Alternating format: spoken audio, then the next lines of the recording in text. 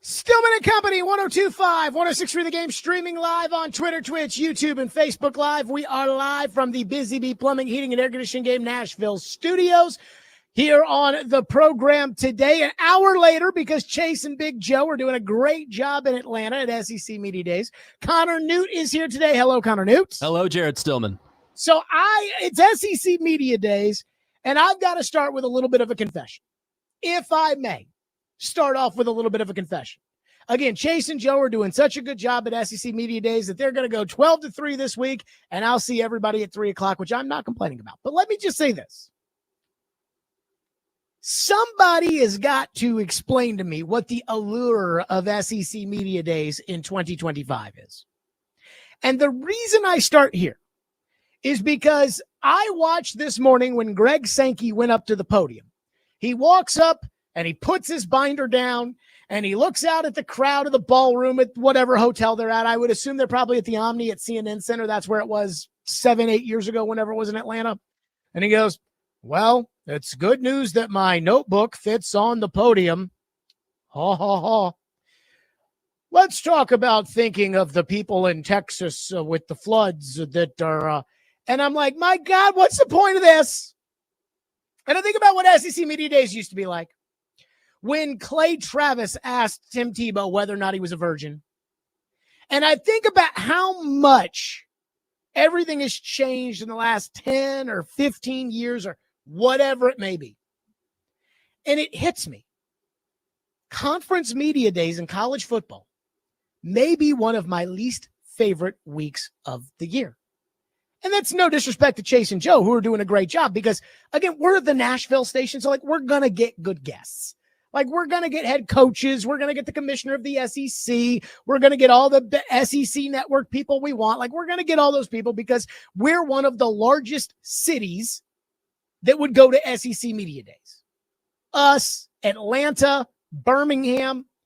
But for the most part, SEC Media Days to me just kind of feels like a scam at this point. It almost feels like the league is taking advantage of these small stations in these small towns to spend their money to drag their asses to Atlanta to interview. Oh, those guys in Dothan, Alabama, no disrespect to them, they're not getting Kirby Smart on their show. And so that's something that bothers me. Again, the marketing aspect of this, that all these beat writers of newspapers that, let's not kid ourselves, newspapers are struggling to make it. They all go out to SEC Media Day so they can ask the same coach they're going to see in a week at fall practice a question. So let's drive 8 hours, spend $2,000 on hotels for our dying newspaper so we can get out here and ask Coach, how do you feel about the defensive line this year? What's the point of that? But that's not the real reason why I don't like SEC Media Days. The real reason why I don't like SEC Media Days is because at this point in our society, it feels like nobody ever goes there and says anything that matters. For instance, Greg Sankey, he is essentially the leader of the free world when it comes to college football. Kind of like how the president of the United States is not the president of the world, but we know that the president of the United States, with the economy that we have and the nuclear weapons at our disposal, is the leader of the free world. Greg Sankey, with the schools that he oversees, is the leader of the college football pack. And yet he got up there today and had an hour-long press conference and made almost zero definitive statements about the direction of college football when, once again, he is, without a doubt, the single most influential decision maker surrounding the direction of college football. From now on, that's how I'm going to describe the commissioner of the SEC. He is the president of the United States of college football. Yes, there's the European Union.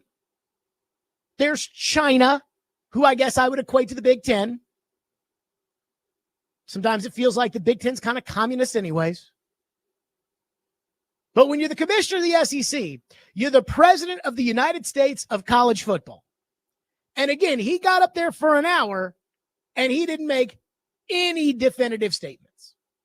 And it got me thinking about the big moves the SEC has made in the past and the relation to SEC Media Days and whether or not Greg Sankey has given out any hints. Because, again, what I'm trying to figure out is if these guys, if these coaches, if these players, if these administrators, if the commissioner, if they're not going to go and say anything because they don't want to rock the boat, then what is the point of this dog and pony show? To put Paul Feinbaum on TV with a backdrop of people behind him so he can say the same things he says every day on SportsCenter anyway? But think about the past moves that have really shaken up college football as far as the SEC is concerned. This decade, there have been two, in my opinion. One is obvious, and it did actually go down at SEC Media Days. That was when Texas and Oklahoma joined the SEC. But it was not as if Greg Sankey got up there at the podium and said, oh, my binder fits here this year. So as we guide college football forward in the year 2021, in the year 2024, we will be adding Texas and Oklahoma to the Southeastern Conference. No. What happened was, on the last day of SEC Media Days, Texas A&M went there, told everybody they're adding Texas and Oklahoma just because they were pissed about it. Sankey wanted to have the whole media day, do all the interviews, go through and do all the radio stations, and he didn't want anybody to know that he was going to make this astronomical, monumental change to college football. Because what that did was that led to the Big Ten saying, okay, well, they just got Texas and Oklahoma. Let's go poach USC and UCLA. It essentially killed the Pac-12 and the Rose Bowl. And it guaranteed conference expansion. But again, there was no hint they were going to do this because every single meaningful move, it feels like when it comes to college football, is one of those shocking in the middle of the night, oh my God, can you believe it type things. The second move that the SEC's made over the last 5 years that again kind of shook up college football was when the SEC decided to leave CBS and to go with ESPN. Now, that had been coming for a long time. The SEC added A&M in Missouri. They asked CBS to pay more money on what was probably the best deal in television, and CBS said no. And the SEC was pissed about that. But again, it wasn't as if Greg Sankey went to SEC Media Days with everybody that paid all the money it took in order to travel from near and far to be able to hear the commissioner talk, to get up there and say, and it should be noted that we've decided to change our television partners from CBS to ESPN, where everybody's, oh my God. No, it was announced the way it's always announced, breaking news, so-and-so reports. And then he went on the Paul Feinbaum show and said, we've decided to join ESPN ABC. So it leads me to this. What's the point? If these people aren't going to say anything, these coaches fly a private jet from wherever they're going into wherever the city that it's holding the conference media days. They fly a private jet with 3 players and an army full of assistants. And they go up there, they do interviews for like 3 hours, they say nothing, they get back on the jet and come home. It's like 60 grand worth of expenses. For what? That's what I'm trying to figure out. What is the point? If Greg Sankey's just going to get up there and kind of say something and kind of not say something, and if the coach is going to get up there and talk about every player on the depth chart, and if the coach is going to say, we've been working hard all summer, and we're this, and our boys are ready to play, and we're really excited. We're looking forward to Southeastern Lafayette State Tech, which is coming up here in about 2 weeks. We're very, very excited about it. Somebody enlighten me. And this takes me back to the last time that the SEC Media Days were in Atlanta. Connor, I'm going to let you in on a story. How old were you in 2018? I was 14. 14 years old. Holy crap. Whew, I'm old now. So in 2018 at the SEC Media Days in Atlanta, Floyd and I were there, and we would go, especially because Floyd had the connection, we get Nick Saban on the show. And it's hilarious because ESPN basically stole our Nick Saban interview, and they had a behind the scenes show on Alabama. And it was really like, you even watch it and it's Saban, me, and Floyd. And they just mic'd Saban up and took the interview and ran it on ESPN, which I'm fine with. But that's not the story I'm going to tell. So we get to Atlanta and I'm just depressed. And I don't know why I'm depressed. And I texted my dad and I said, man, I'm not sure I have the same joy of doing the radio show that I've always had. And my dad texted me back and he said, hey, football season's right around the corner. And at this point, the Predators were coming off the President's Trophy. So that was a pretty big high of a year. Hey, the football's right around the corner and they'll be right back into it. Don't worry about it. It's just kind of a slow period. That's what it is. Don't get, my dad just texted me, say, it's okay. It'll be whatever. That day, Aaron Murray, the old quarterback at Georgia, came on our show. Again, that's what this is like. Oh, hey, let's get Jordan Rodgers on. Again, we can get Jordan Rodgers on the show whenever we want. But that's what SEC Media Days is. So we had Aaron Murray, the old Georgia quarterback. Jeremy Pruitt was the new coach at Tennessee. And we taped an interview with Aaron Murray. And I was asking, the same old generic questions you ask everybody. What do you think about Tennessee this year? And Aaron Murray made some comment about how he didn't think Jeremy Pruitt was going to be a good coach. By the way, he was right. And I said, what do you mean by that? And he was like, well, there were just some things in Georgia when he was the defensive coordinator with Coach Richt that I heard of that I didn't like. And Coach Richt, he didn't treat him with respect. And I'm like, ooh, it's kind of juicy. And so I'm sitting there listening to this, knowing that we're taping this back at the station. I texted Joe Rexrode, who at the time was writing for the Tennessean. And I said to Joe, I go, yo, Aaron Murray just came on our show and just crapped all over Jeremy Pruitt. Joe was like, really? I was like, yeah. And he's like, send it to me. So I had Ian send Joe the cut. Again, Joe didn't work for us at the time. Joe was working at the Tennessean. I had Ian send Joe the cut. And I told Joe, we're going to run the interview at 3:45, so just wait or 3:30, so just wait until 3:45. And at 3:45 on the dot, the Knoxville News Sentinel, which is the Knoxville version of the Tennessean owned by Gannett, released a story about Aaron Murray on Jeremy Pruitt. The next day, I went on for a run around Atlanta, like the Battery in Atlanta where we were staying. And when I got back into the hotel room, I turned on the TV and Paul Feinbaum was on TV. I do not care what Aaron Murray has to say about Jeremy Pruitt. And again, back to that conversation I had with my dad about being depressed. I was like, ha ha, back in the game, baby. That's right. But it made me realize that what used to be like, hey, we haven't talked college football all summer long. In college football, let's talk to all the coaches. Let's get the real stories out there. That's gone. That's gone. That doesn't exist anymore. There's no need for that now with everybody having a podcast and everybody having 8 writers that cover the team that write for Rivals and 24/7 and On3 and JohnnyJoe.com and all of it. And all these guys do is they go there and they try to be as non-confrontational and as uninteresting as possible. And they're taking the proud money of the fine folks at the small little Fox Sports radio affiliate in Dothan, Alabama while they're doing it. So if I could make any request as far as conference media days are concerned, I would ask the league, give us something interesting with these conference media days. I don't need to see the panel of ex-SEC players up there debate if LSU is going to win 9 games or 10 games for the umpteenth time, because I don't really care. And I just don't think that many other people do either. So with conference media days kicking off, with everybody, they call it talking season, I have one request. Be interesting, please.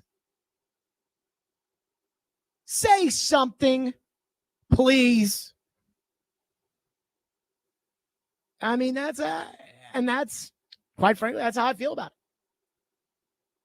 And I understand, like I listened when we get Clark Lee on and tomorrow we'll have Josh Heupel and when we get those guys on, like I'm listening to that. But outside of that, it's like, man, I'll never forget when the Titans signed DeAndre Hopkins. The SEC Media Days were in Nashville, and Caroline and I were on the lake the day before. I told Caroline, I was like, look, man, when I get to Media Days, like, we're talking DeAndre Hopkins. Because I don't think the people in Nashville driving their cars around want to talk about Mississippi State football when the Titans just signed DeAndre Hopkins. Greg McElroy sat down with us at the table, and I looked at him. I said, you want to talk DeAndre Hopkins to the Titans? He said, sure. I said, all right, sounds good to me. 615-737-1025 is the phone number. There is one thing that Greg Sankey, I think, actually said. Now, you had to be looking for this when he said it today. And Lord, I hope I'm right about this as far as the future of college football is concerned. We'll get to that next. Stillman & Company, 102.5, 106 for the game.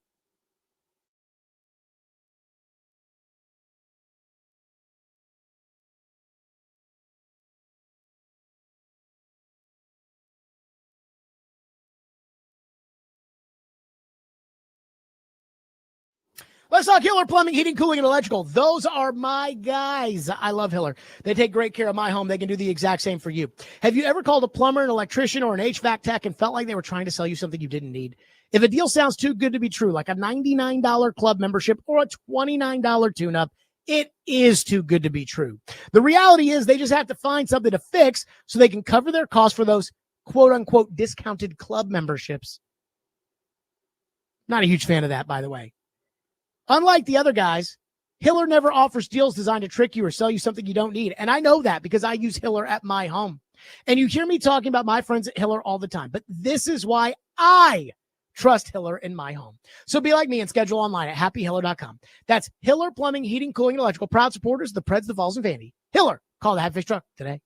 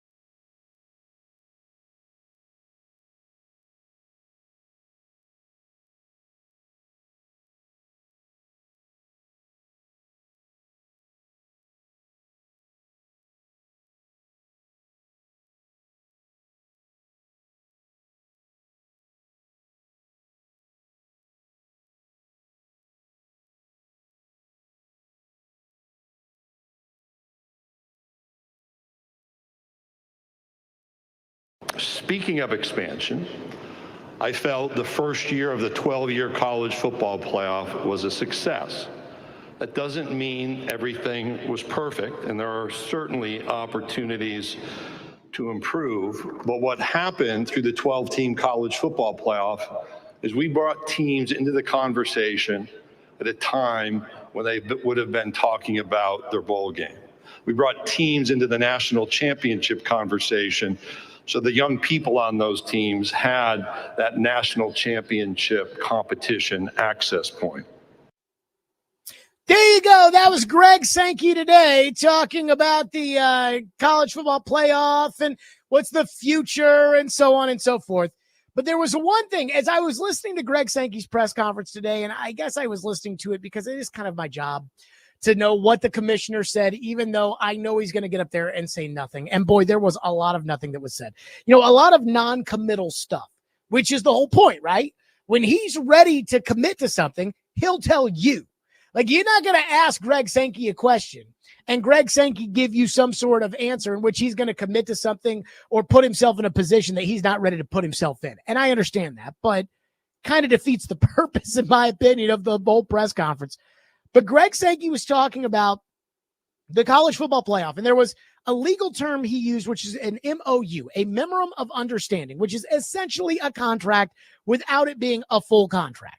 If I were to ask you to build me a pool and you said, okay, I'll build you a pool, Jared Stillman, but it'll cost $100,000. And we agree to it. We'd sign an MOU, and then we'd eventually get all the other details hammered out in a contract.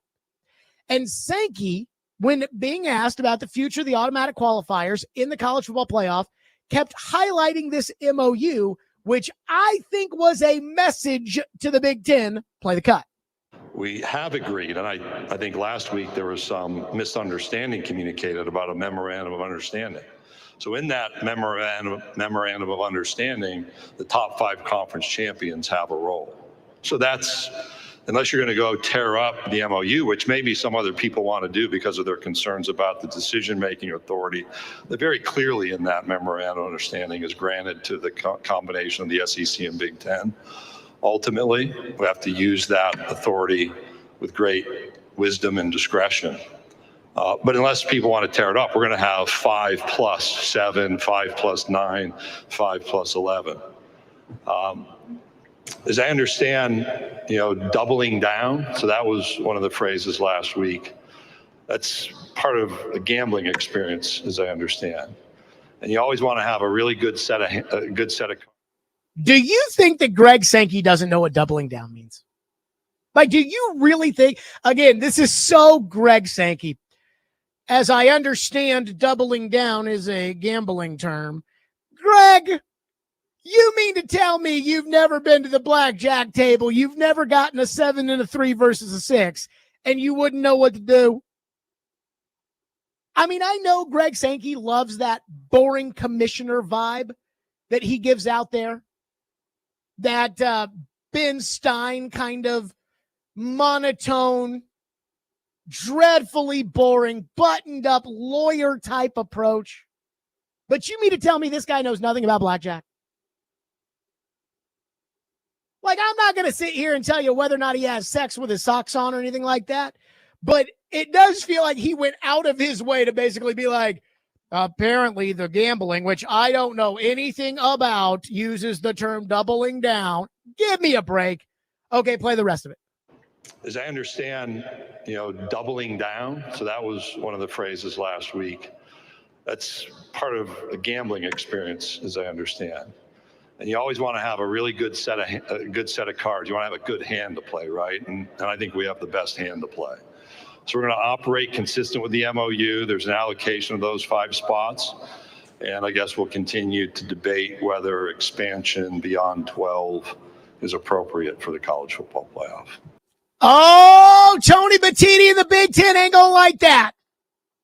They are not going to like that because he just told you for an entire week where all these people go to Atlanta and they don't say anything.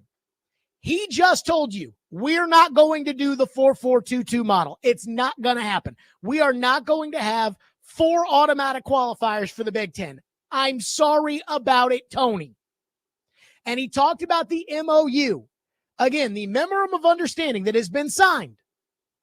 The agreement. We agreed to this. We put our name down on it, in which we said 5 automatic qualifiers, period. And when it comes to that phrase I don't know too much about, doubling down, because I don't gamble, Greg Sankey. When it comes to doubling down, you better have the best cards. And we got the best cards. The Big Ten does not have the best cards. And I completely agree. Because as I've said many times, again, Caroline is sold that this 4-4-2-2 model should be what they'd go with in college football. I do not understand how she could believe that. She's too smart for that, but apparently she is absolutely sold on this. The point being, Greg Sankey has said he's not doing that. We agreed to 5 automatic qualifiers, and so if it's 5 plus 7, which is a 12-team playoff, if it's 5 plus 9, which is a 14-team playoff, if it's 5 plus 11, which is a 16-team playoff, then that's what it will be. Now, we can get back to discussing expansion if we want to go to 14 or 16 teams. But as far as changing how we get the 4-4-2, that's not going to happen. And so of all the non-definitive statements that were made today, for all of the 1 foot over here and 1 foot over there, talking out of both sides of the mouth, again, the unwillingness to commit to anything. The one thing I think Greg Sankey did commit to today is we agreed 5 automatic qualifiers, and that's it. And we're not doing any more. We agreed to it. We in the Big Ten make all the decisions.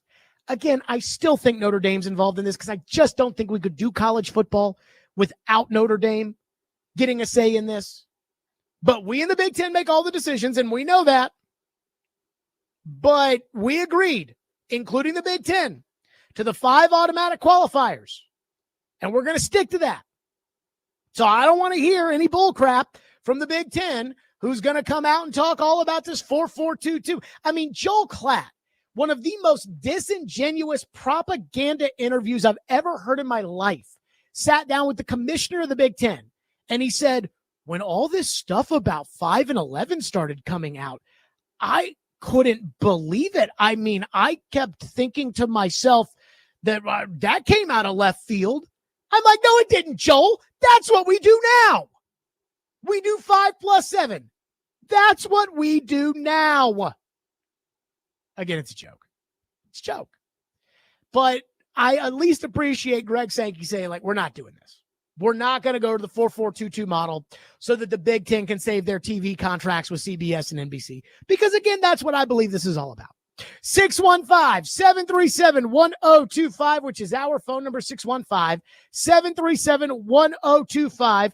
If you want to weigh in, we'll get to your phones here on the program. A lot of people do want to weigh in on this. And plus, there's another thing that I guess they keep talking about as far as the SEC is concerned. Whenever I talk to Caroline about this, as far as the playoff and her belief of the 4-4-2-2 model, this is what she says. This is why she says they should do it.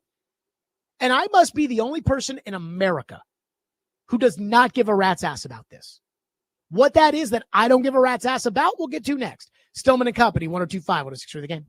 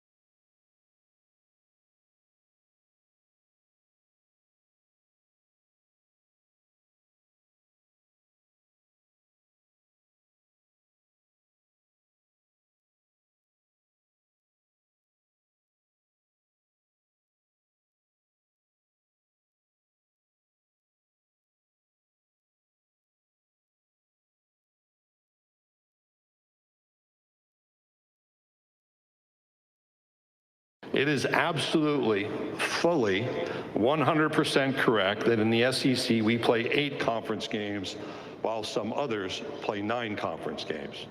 Never been a secret. Second, it's also correct that last season, all 16 members of the Southeastern Conference played at least 9 games against what you would label power opponents. We had several that played 10 of their 12 games against power opponents. Some conferences have that, some don't. The same will be true this year.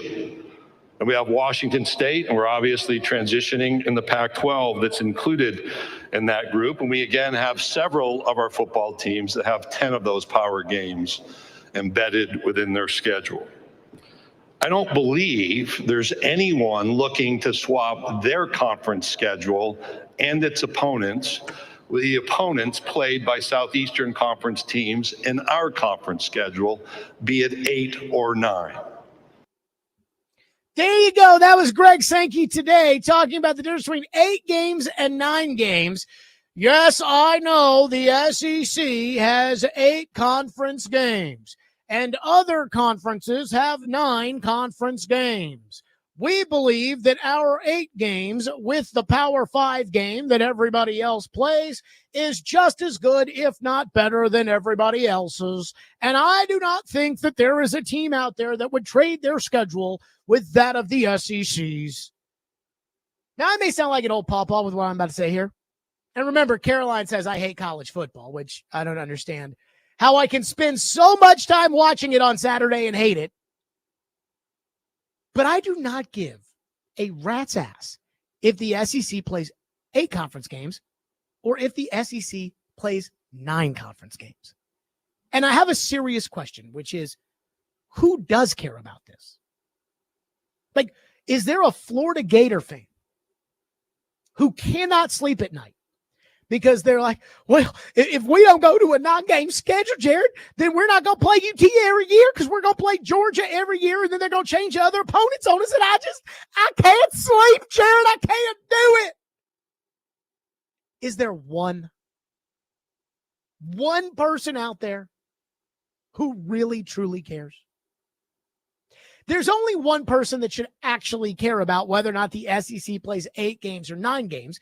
And to me, that's Lafayette State Tech Junior College, because if the SEC goes to 9 games, then Lafayette State Tech Junior College is probably not going to get to play Alabama this year. And that's $2 million down the drain that they get by losing 73-6. But also, as a spectator, isn't that kind of a good thing? No more Lafayette State Tech games. Sold. And yet all I hear about when it comes to the SEC is 8 games and 9 games. But the Big Ten, they play 9 games and 8 games. And again, who cares? And let me say this. Sankey's onto something. Because if you play Rutgers and Northwestern and Iowa and those Big Ten schools, is it really the same as playing an extra game against LSU? You know the answer to that. And if we stay at 8 games, who's upset about that? Again, is there a Tennessee fan that's sitting there saying, no, Jared, oh God, I can't do 8 SEC games. I have to have that extra Mississippi State game on the schedule. I got to have it. Because I'm not. I mean, I'm going to let you guys in on a little secret. Tennessee doesn't want to go to 9 SEC games, because if they go to 9 SEC games, that means Alabama is on the schedule every year again, and you probably don't want that. And Tennessee doesn't want to play the toughest schedule. I know this because when Nebraska canceled with them, they had a chance to play Louisville, a very good chance to replace it with Louisville. Instead, they decided to play Georgia Tech. Why? Because Georgia Tech ain't that good. That's why. But, I mean, again, what SEC football fan is staying up at night thinking, oh, my God, if we play 8 SEC games, we're not going to get to play Kentucky every year. What are we going to do?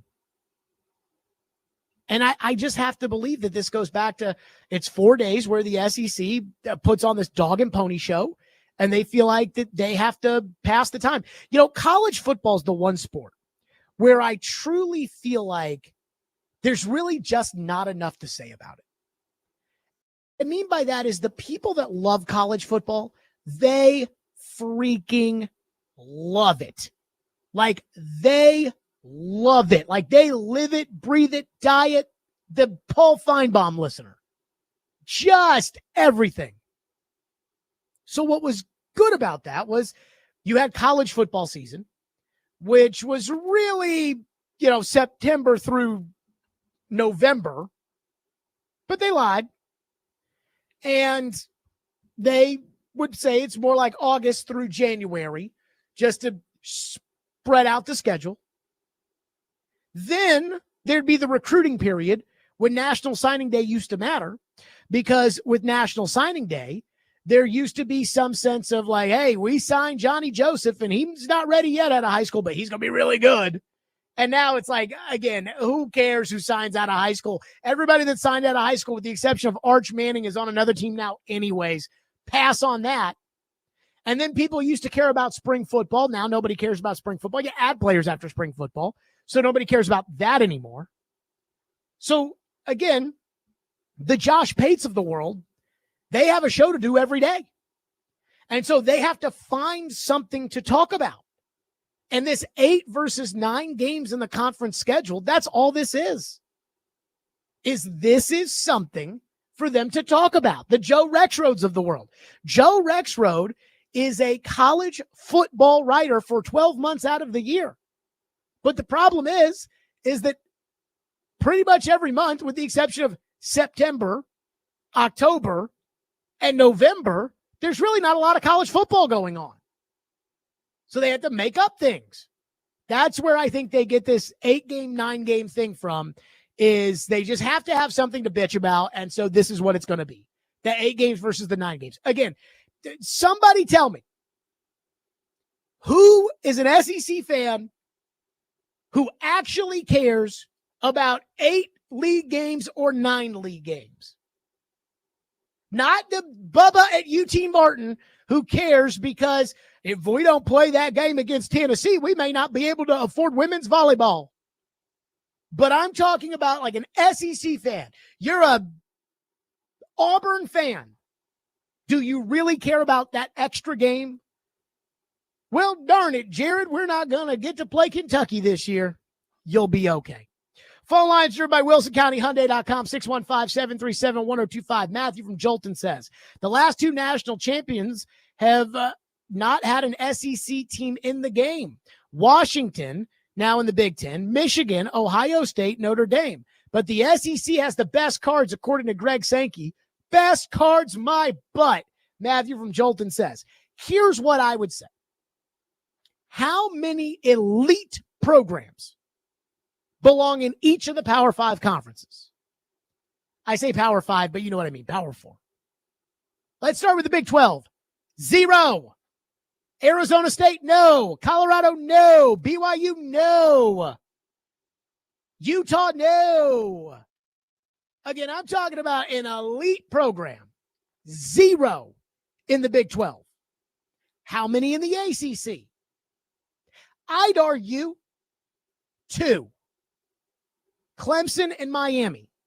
I'm not putting Florida State in there, even though Florida State does have a nice program. It's a very good program. But I'm not sure I'd put Florida State on the same level as LSU. So I'm going to say 2. Clemson and Miami. Now, I do think that North Carolina matters because North Carolina does have a basketball element to it, and it's a state in the South the SEC doesn't have, but 2. Now to the Big Ten. How many elite programs belong in the Big Ten? Michigan, Ohio State, Oregon, give you Oregon,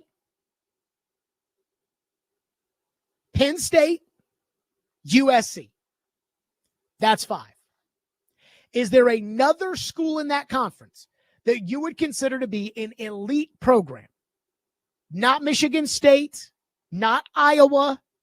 Connor Newt, is there a program in the Big Ten outside of the 5 I've listed that you could make a legitimate argument to say that is a national power? No, sir. So that's 5. And I feel like we're stretching it with Penn State and USC, but I'm going to allow both of them. That takes us to the SEC. Alabama, Auburn, Texas, Texas A&M, Georgia, Florida, LSU, Tennessee, Oklahoma. Right now I'm at 9. The SEC has the best cards. Again, think about it from a television standpoint. The Big Ten is desperate to get these play-in games to give to CBS and NBC, I believe, because CBS and NBC's packages stink. Nevada at Penn State as the number 2 game. I mean, it's a joke. It's a joke. And not only that, NBC has the primetime package, and Michigan, Ohio State, and Penn State will not play night games after the month of September. So it's pretty much going to be all tier 2, tier 3 Oregon games that are there, which, again, Oregon's a good program, but I mean, I'm sorry. Nobody's going to be excited about Nebraska, Oregon. And that's what NBC's paying for. So I'm just telling you right now, when it comes to the cards, Greg Sankey absolutely has the best cards because he has the best TV matchups. Because his second and third TV matchup every year or every week is significantly better than the Big Ten's second or third matchup. I mean, last year, when it came to the top games, they were pretty much all SEC games and Ohio State. Now, Ohio State draws. That is legit. But there's only one Ohio State. In fact, here were the highest rated games last year. The SEC championship game was the highest rated game. The second highest rated game was Georgia versus Texas. The third was Michigan, Ohio State, then Georgia, Alabama, then Penn State, Oregon in the Big Ten championship, Alabama, Tennessee, Tennessee versus Georgia, Ohio State, Penn State, Ohio State, Oregon, Texas, Michigan, Texas Tech, Texas A&M. You had to, before you get to a non-Big Ten Ohio State game, a Big Ten non-Ohio State game, and the Michigan-Texas game doesn't count because, again, that included an SEC team in there, but a legitimate, straight-up Big Ten game. Like, I am scrolling down the list, and I cannot find one. I mean, I've got Georgia and Kentucky at 6.6 million. USC Michigan is the number 1 Big Ten game outside of the Big Ten championship game that did not feature Ohio State. It was the 26th highest rated game of the year, and it did not beat Alabama, Oklahoma, or Iowa State, Arizona State. Give me a break. 615-737-1025. I do have a Vanderbilt thought. They were up today at the podium, and they were on Chase and Big Joe. I'll get to that next. Stillman and Company, 102.5, 106 for the game.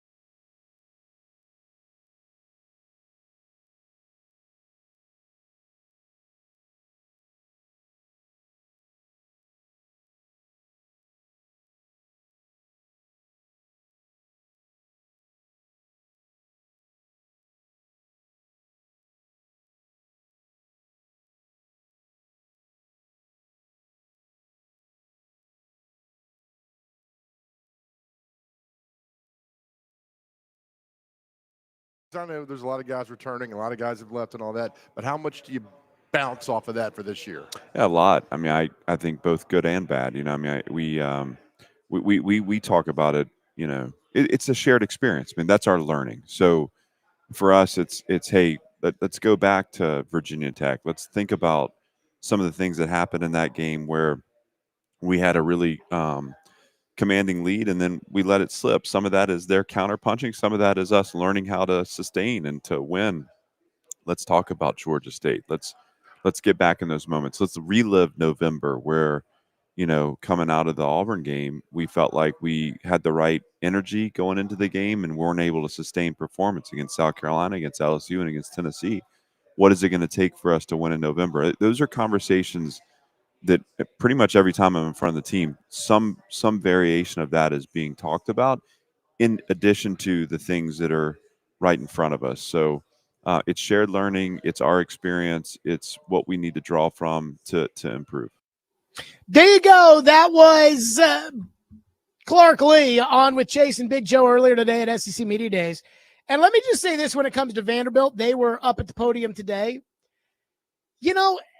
Vanderbilt, after what they did last year, and it really is the win against Alabama. People will say, hey, well, they still had a really good season outside of the win against Alabama, and that's true. And when Clark Lee talked about, that win at Alabama was great, but there were a lot of moments last year that I look back on that I'm like, man, those were just as good, if not better. He talked about the Virginia Tech game.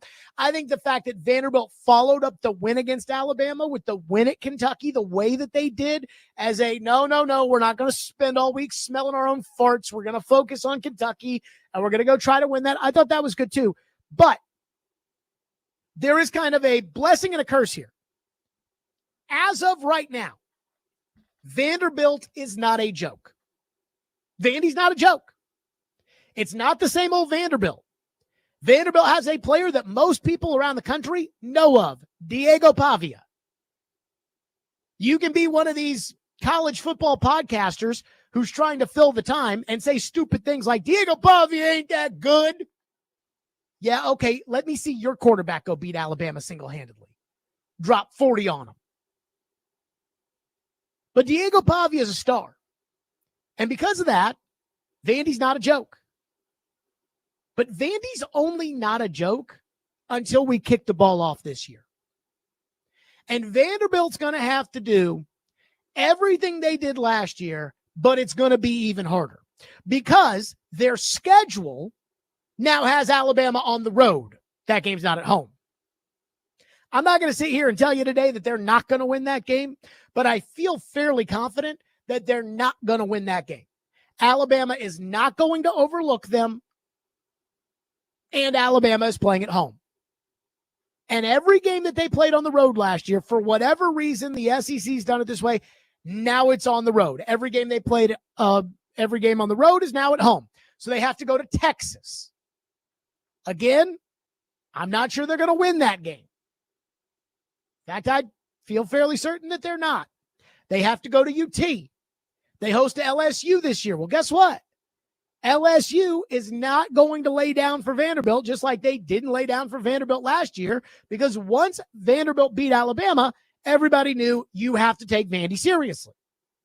So after the offseason, everybody this year is taking Vanderbilt seriously. Vanderbilt is at SEC Media Days, and again, they're being taken seriously.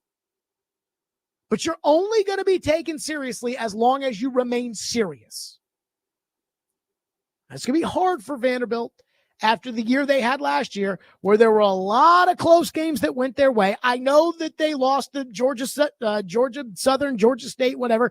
They lost that game. That didn't go their way, and that was a close game. And they lost the Missouri game in overtime. That was a close game. That didn't go their way. But Alabama was a close game. Could have gone either way. It went their way. Virginia Tech was a close game. Could have gone either way. It went their way. It's going to be tough to win those games this year. But as of right now, you got to give credit where credit is due, because the credit belongs with Clark Lee, that took a team that won 2 games in 2023, and traditionally for my entire life here in Nashville, and Clark's too, and he played there, has been considered a joke. And as of right now, it's not a joke anymore. 615-737-1025, which is our phone number, 615-737-1025. Matthew says, as a Tennessee fan, I do care about the 8 or 9 games because I don't want to lose the big rivalry games like Bama, Florida, Kentucky, or Vanderbilt. Well, you're only going to be able to keep 3 if you go to 9. And I think for Tennessee, it's going to be Florida, Alabama, and Vandy. If you stay at 8, you get Vandy.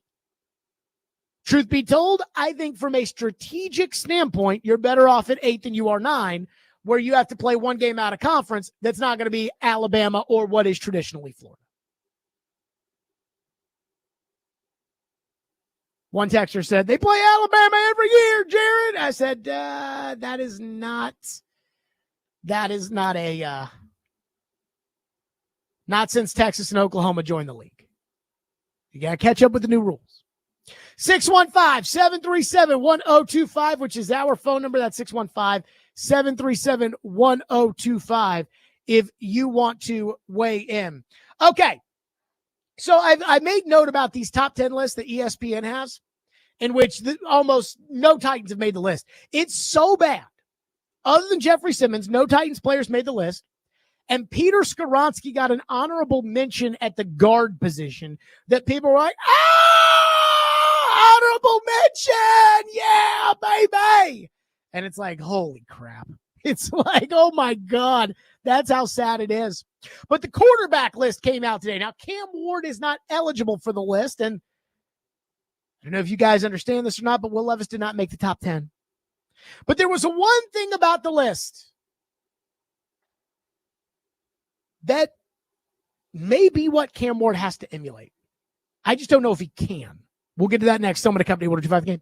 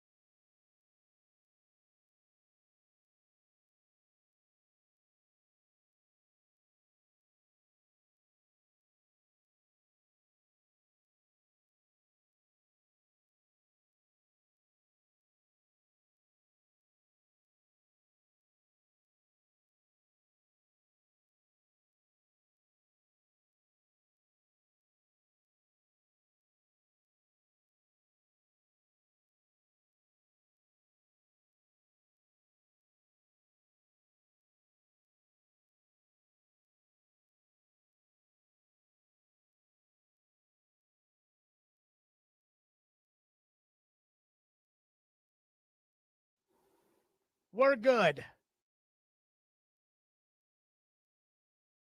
Company 1025 1063 The Game. I don't know what happened there either, but it's me here on the program. And I do want to get to this on the program live from the Busy Bee Plumbing, Heating, and Air Conditioning Game National Studios. So the top 10 quarterbacks list is out at ESPN.com. Again, this is not ESPN's list. ESPN has compiled the list. I say this every year these things come out because it's inevitable that one of these lists comes out. They talk to coach and scouts and executives, and it is inevitable that somebody will say, well, I don't care what ESPN says. They've gone woke. They don't count. It's like, this isn't ESPN's opinion. This is an ESPN compiled list. So the top 10 quarterback list is out.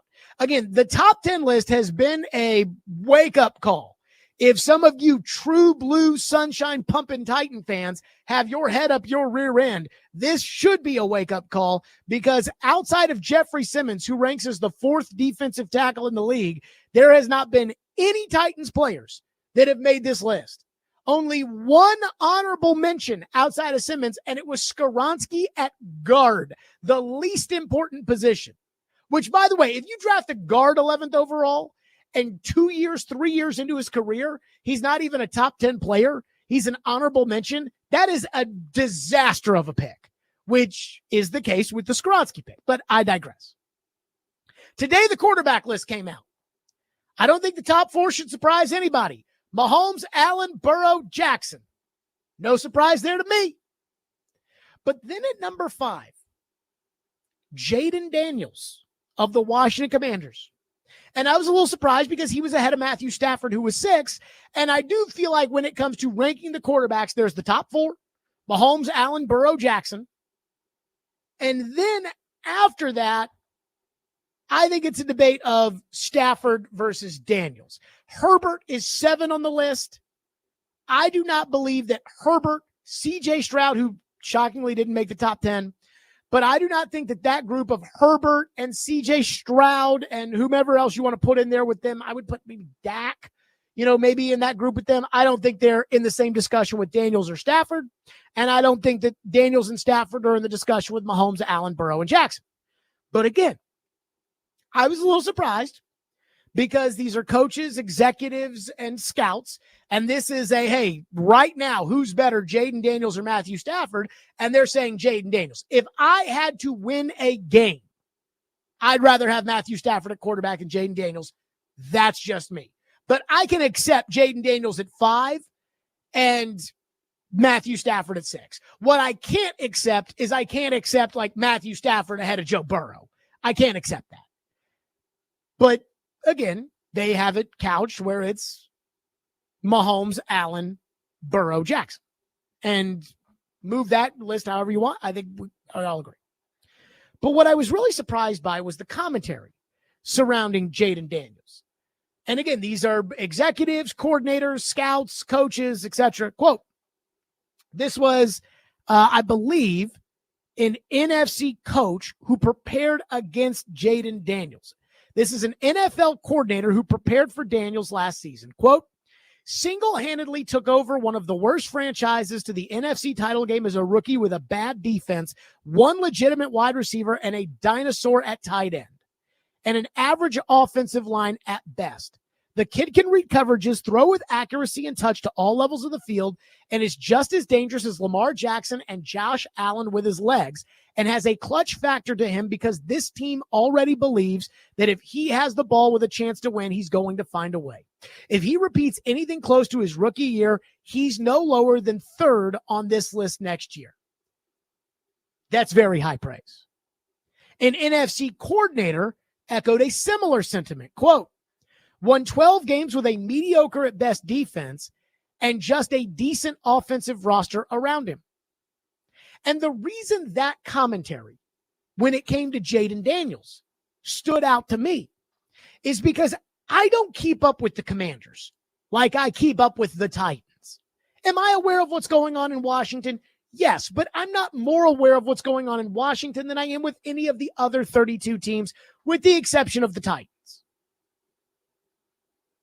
But I'll be honest, I don't know how much of the Commanders' success was because of Jaden Daniels and how much of the success was because of what their new general manager, Adam Peters, what their head coach, Dan Quinn, put around Jaden Daniels. I mean, you can sit there and you can complain about their team and you can say that was an average at best offensive line. Yes, but it was an offensive line that went and added guard Nick Allegretti from the Chiefs and Pro Bowl center Tyler Biadasz from the Cowboys to replace guys like Sadiq Charles. That's a massive upgrade. The entire defense in Washington was completely redone in the offseason. Adam Peters brought in something like 26 free agents in his first offseason as general manager. But at the same time, the guys that played against Jaden Daniels said, no, it was Daniels that carried that team. And I'm not going to sit here and pretend that I know exactly how much of the success goes to Jaden Daniels versus how much goes to the success of the people that drafted Jaden Daniels to put Jaden Daniels into a position to where he could succeed.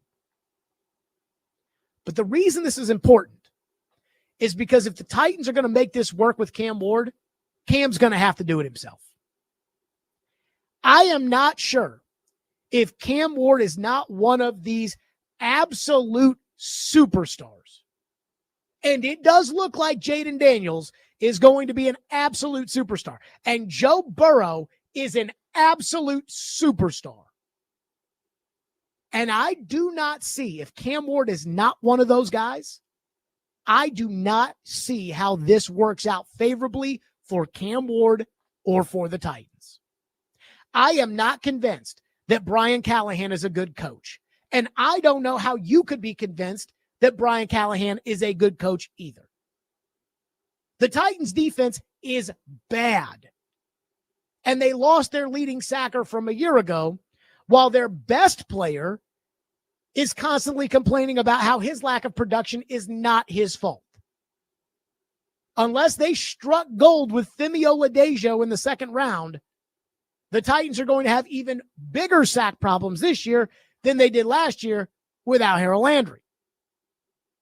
Their best defensive back is an injured safety who did not get a single vote in the top 10 category. Their tight end room, which is incredibly important for a young quarterback, is horrendous. And they have a one wide receiver. No good coach. No good defense. No good tight end. One receiver. You tell me how this is going to work out for a rookie. And by the way, they opened the year against top defense Denver with the reigning defensive player of the year on their team on the road and Jared Verse and Braden Fisk in week 2. Talk about feeding the young guy to the wolves. That's exactly what the Titans, unless they start Brandon Allen at quarterback, that's exactly what they're going to do. They are going to feed the young guy to the wolves. But sometimes the player, the young guy, the quarterback is so special that they can be fed to the wolves, they can be put in that situation, and their talent and their ability and their makeup rise above it. Again, it doesn't happen very often. Kansas City went out of their way to make sure that Patrick Mahomes did not get fed to the wolves. Buffalo started Nathan Peterman at the beginning of Josh Allen's rookie year, and Lamar Jackson sat the bench for half the season. The only guy in the top 4 who got fed to the wolves was Joe Burrow. And then there's Jaden Daniels. Now, Titan fans are convinced that Cam Ward is that guy, and Cam Ward can be fed to the wolves, and he will take it, and he will build off of it, and there's no stopping Cam Ward. And I think that's because they want to be convinced of it. Nobody actually knows whether or not Cam Ward can survive the ass whooping that he is either about to get or that he's going to be so good that he'll be able to prevent. It's easy to say, hey, it's going to be tough on you with no tight end out there. and a defense that's not very good and a head coach who's not very good either. But good luck against Jared Verse and Braden Fisk, and good luck on the road at Denver in altitude. Oh, it'll be fine. It'll be fine. Again, that has all the makings of a complete and total ass whooping. But if it's true, like those evaluators said, that Jaden Daniels went to a bad team and that it wasn't about the moves that the Commanders made by adding an entire defense through free agency or whatnot, then maybe Cam Ward can be what Jaden Daniels was. What I find to be more likely, which is often the case in the NFL, Jaden Daniels is probably getting more credit than he deserves because of what the team did around him. But again, I didn't cover the Commanders. These guys played against the Commanders. They're the ones that are saying, hey, Jaden Daniels took over one of the worst franchises in the NFL, and boom, look at them right in the NFC title game. It should be noted that one of the big steps in all of this was them getting a new owner, but that's okay. Because, again, that's what it's going to take. If Cam Ward's going to be successful, that's what it's going to take. Cam Ward is going to have to carry the team as a rookie on a really bad team with what I think might be a really bad coach. Good luck to Cam. Let's hope. I mean, hey, Joe Burrow, Jaden Daniels do exist. Maybe he could be number 3. 615-737-1025, which is our phone number, 615-737-1025. I do think there was a surprise on the list at the very, very end. And I hope you guys, when you look at the totality of this list, I hope you guys see what I see, which is the moral of the story that fans probably need to hear. We'll do that next. Stillman and Company, 102.5, 106.3 The Game.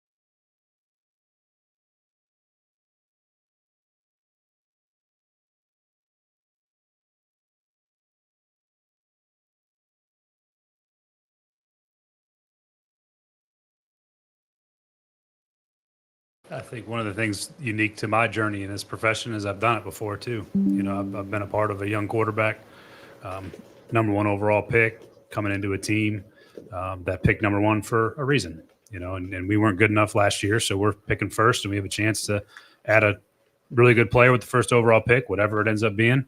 But there is a lot of things that I learned from that first lesson of when you bring in a player like that, that'll help us in the process. That was Brian Callahan. Hey, I've done this before with Joe Burrow. So I have not watched yet, and I'm going to, but I have not watched yet the Netflix series Quarterback, the new one. The season just came out. And apparently I have seen the clips, though, online. And Joe Burrow was just furious after the Bengals beat the Titans. And he was sitting there talking about how it was embarrassing and it was a terrible performance. The team sucked. And Zach Taylor was trying to cheer him up. Oh, no, Joe, it's okay. We did okay. We need to celebrate the wins. And Joe's like, it's freaking embarrassing. I actually agree with Joe. Joe's not trying to sugarcoat the fact they beat the Titans by 10. The Titans were a Little League team last year. Might be a Little League team this year. But when I saw Zach Taylor, who I don't think is a very good coach, when I saw Zach Taylor trying to cheer up Joe Burrow, I thought, that's Callahan. It'll be okay. It's fine. Everybody, we're all friends. It's yeah, that doesn't really work unless the other guy doesn't listen to any of that and is really the head coach of the team, which I think Joe Burrow is. So maybe add that to the list of things Cam Ward's going to have to be. He's going to have to be the coach too. CBS put together a list, and I don't know who Cody Benjamin, I don't even know who that is. But he put together a list at CBS ranking the head coaches in the NFL. Number 32, Brian Callahan. By the way, number 30 was Brian Schottenheimer. So Brian Callahan, worst coach in the NFL. We shall see. Again, is he the worst coach in the NFL? I don't know. I just have not seen much of an improvement, which I was expecting. So add that to the list of things that Cam Ward is going to have to do right away. Phone line driven by WilsonCountyHyundai.com at 615-737-1025. Gorilla is up next here on the program. Thank you for calling. Gorilla, go ahead. Jared, you're a hater, man. You are a hater. Do you just wake up that way or were you born that way, man? You're just a hater, man. You're going to fix your girly man lips to say that Callahan is a bad coach, man, and that we don't have a star in Cam Ward. Looking at his highlights, looking at what this kid has achieved.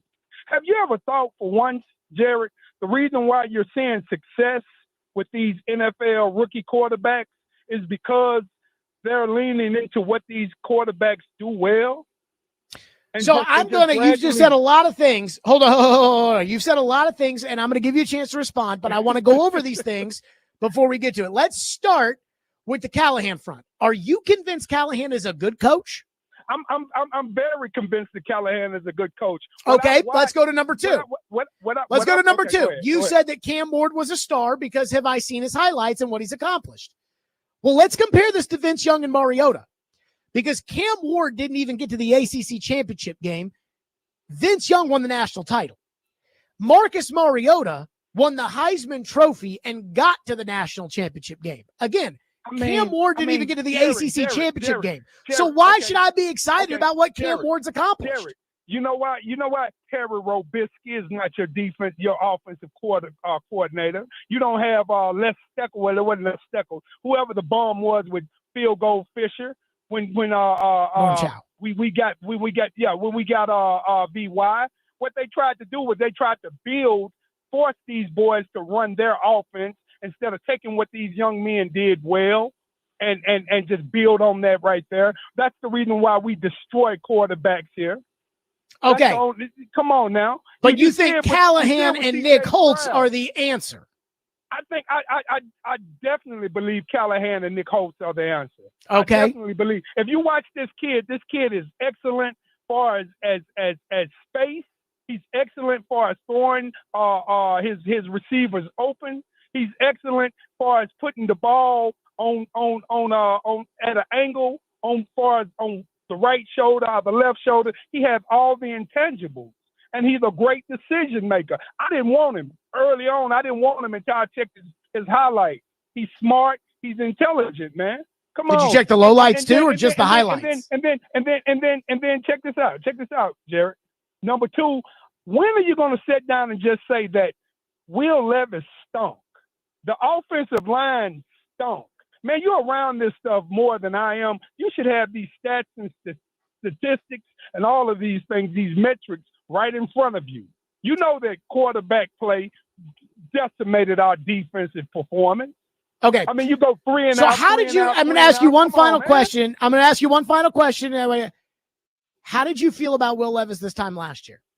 How did I feel about it? I was actually on the hype train for Will. I thought Will. Shocking. I know. Gorilla, thank you for your call. On, shocking. I mean, come on now. Like, how do you do it? Jared, just admit it. Levis sucked. Let me tell you something. Last year at training camp, they had the joint practices with the Seahawks. And I went to the joint practices. And the first day of joint practices, I sat there and I watched the offense, and I'm not sure they got a first down. I don't think they got a first down the entire day. And I watched them, and they were awful. And I remember sitting there on the field because the way it works during training camp, and I do enjoy training camp because it's fun to go out to training camp and to tell everybody what happened at camp, but I also kind of loathe the fact that, like, I cannot really prepare for the show. It's me at training camp. Then I hop in the car, jump into the studio, and I'm like, all right, here's what happened today at training camp. So I'm kind of thinking in my head during the training camp shows what's going to be on the show that day. And I'm watching the Titans offense not, again, get a first down against the Seahawks. No disrespect to them, not exactly the 85 Bears. I'm watching them stink it up, and I'm thinking to myself, man, if this were a game, and I know it's just practice, but if this were a game, what the reaction from the fans would be is this team sucks, this offense sucks, and Will Levis is a bum. So I put that at 4 o'clock. And at 4 o'clock that day, I said, if you had been at practice today, which you had not been, but I had, if you had been at practice today, you would have walked out and said, Will Levis sucks. If practice had been a game, you would have said, Will Levis sucks. And immediately, all the replies, Twitter, text line, callers, Jared, you're a hater. Oh, Jared, you just want to be negative. You're the most negative person on the planet. Now, the same people are saying, come on, Jared, you have to admit Levis was terrible. I agree. But I admit that Levis was terrible because he was terrible. You're saying that Levis is terrible because it is convenient so that you feel better about the other aspects of your team, which were also horrible. You know, Levis didn't play every game last year. And when Mason Rudolph played quarterback, you lost those games too. You lost to Mac Jones when Mason Rudolph at quarterback. So, easy there. Again, look at what Cam Ward has accomplished. Yeah. What Cam Ward has accomplished in college compared to Vince Young ain't squat. That's why I don't get too excited about what he did in college, because I remember Vince Young and I remember Mariota. Those guys were better prospects than Cam Ward was. And quite frankly, it wasn't very close. Vince Young as a prospect goes off the board an hour before Cam Ward does. So I'm not going to get too hyped about it. 615-737-1025. A lot of you want to weigh in on the phone, so that's exactly what we're going to do. 615-737-1025. Stillman & Company, 1025, 106 for the game.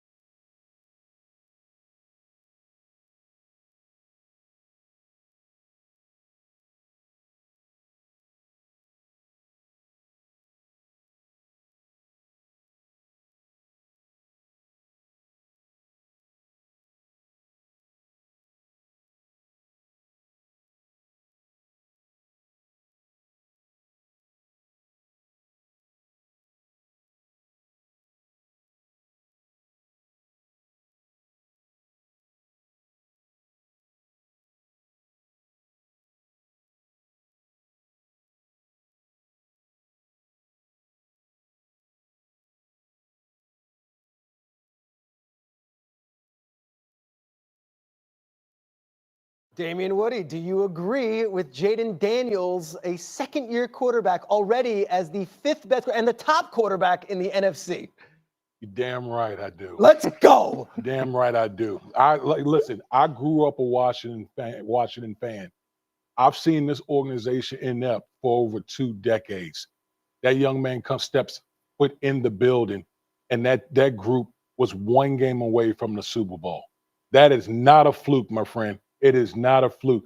This man is uber talented. Not only is he a great athlete, he's calm, he's collected, he processes well. He's accurate. He plays with timing and rhythm. Like he has all those things.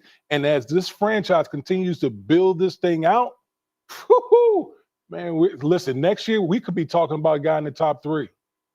Damian Woody, do you agree? That was Damian Woody on ESPN today talking again about the new list, Jaden Daniels, number 5. Again, if I had to win a game today, I don't. You can pick them however you want in the first order of Mahomes, Allen, Burrow, Jackson. That's how I would rank them, even though I think Joe Burrow, if I had to pick one guy, I'd pick Burrow because I think Burrow is the one guy in that group that has a moronic coach, and yet he overcomes it. But I'm fine with Burrow being 3rd. If I were to rank the best quarterbacks, Burrow probably would be 3rd. Lamar 4th.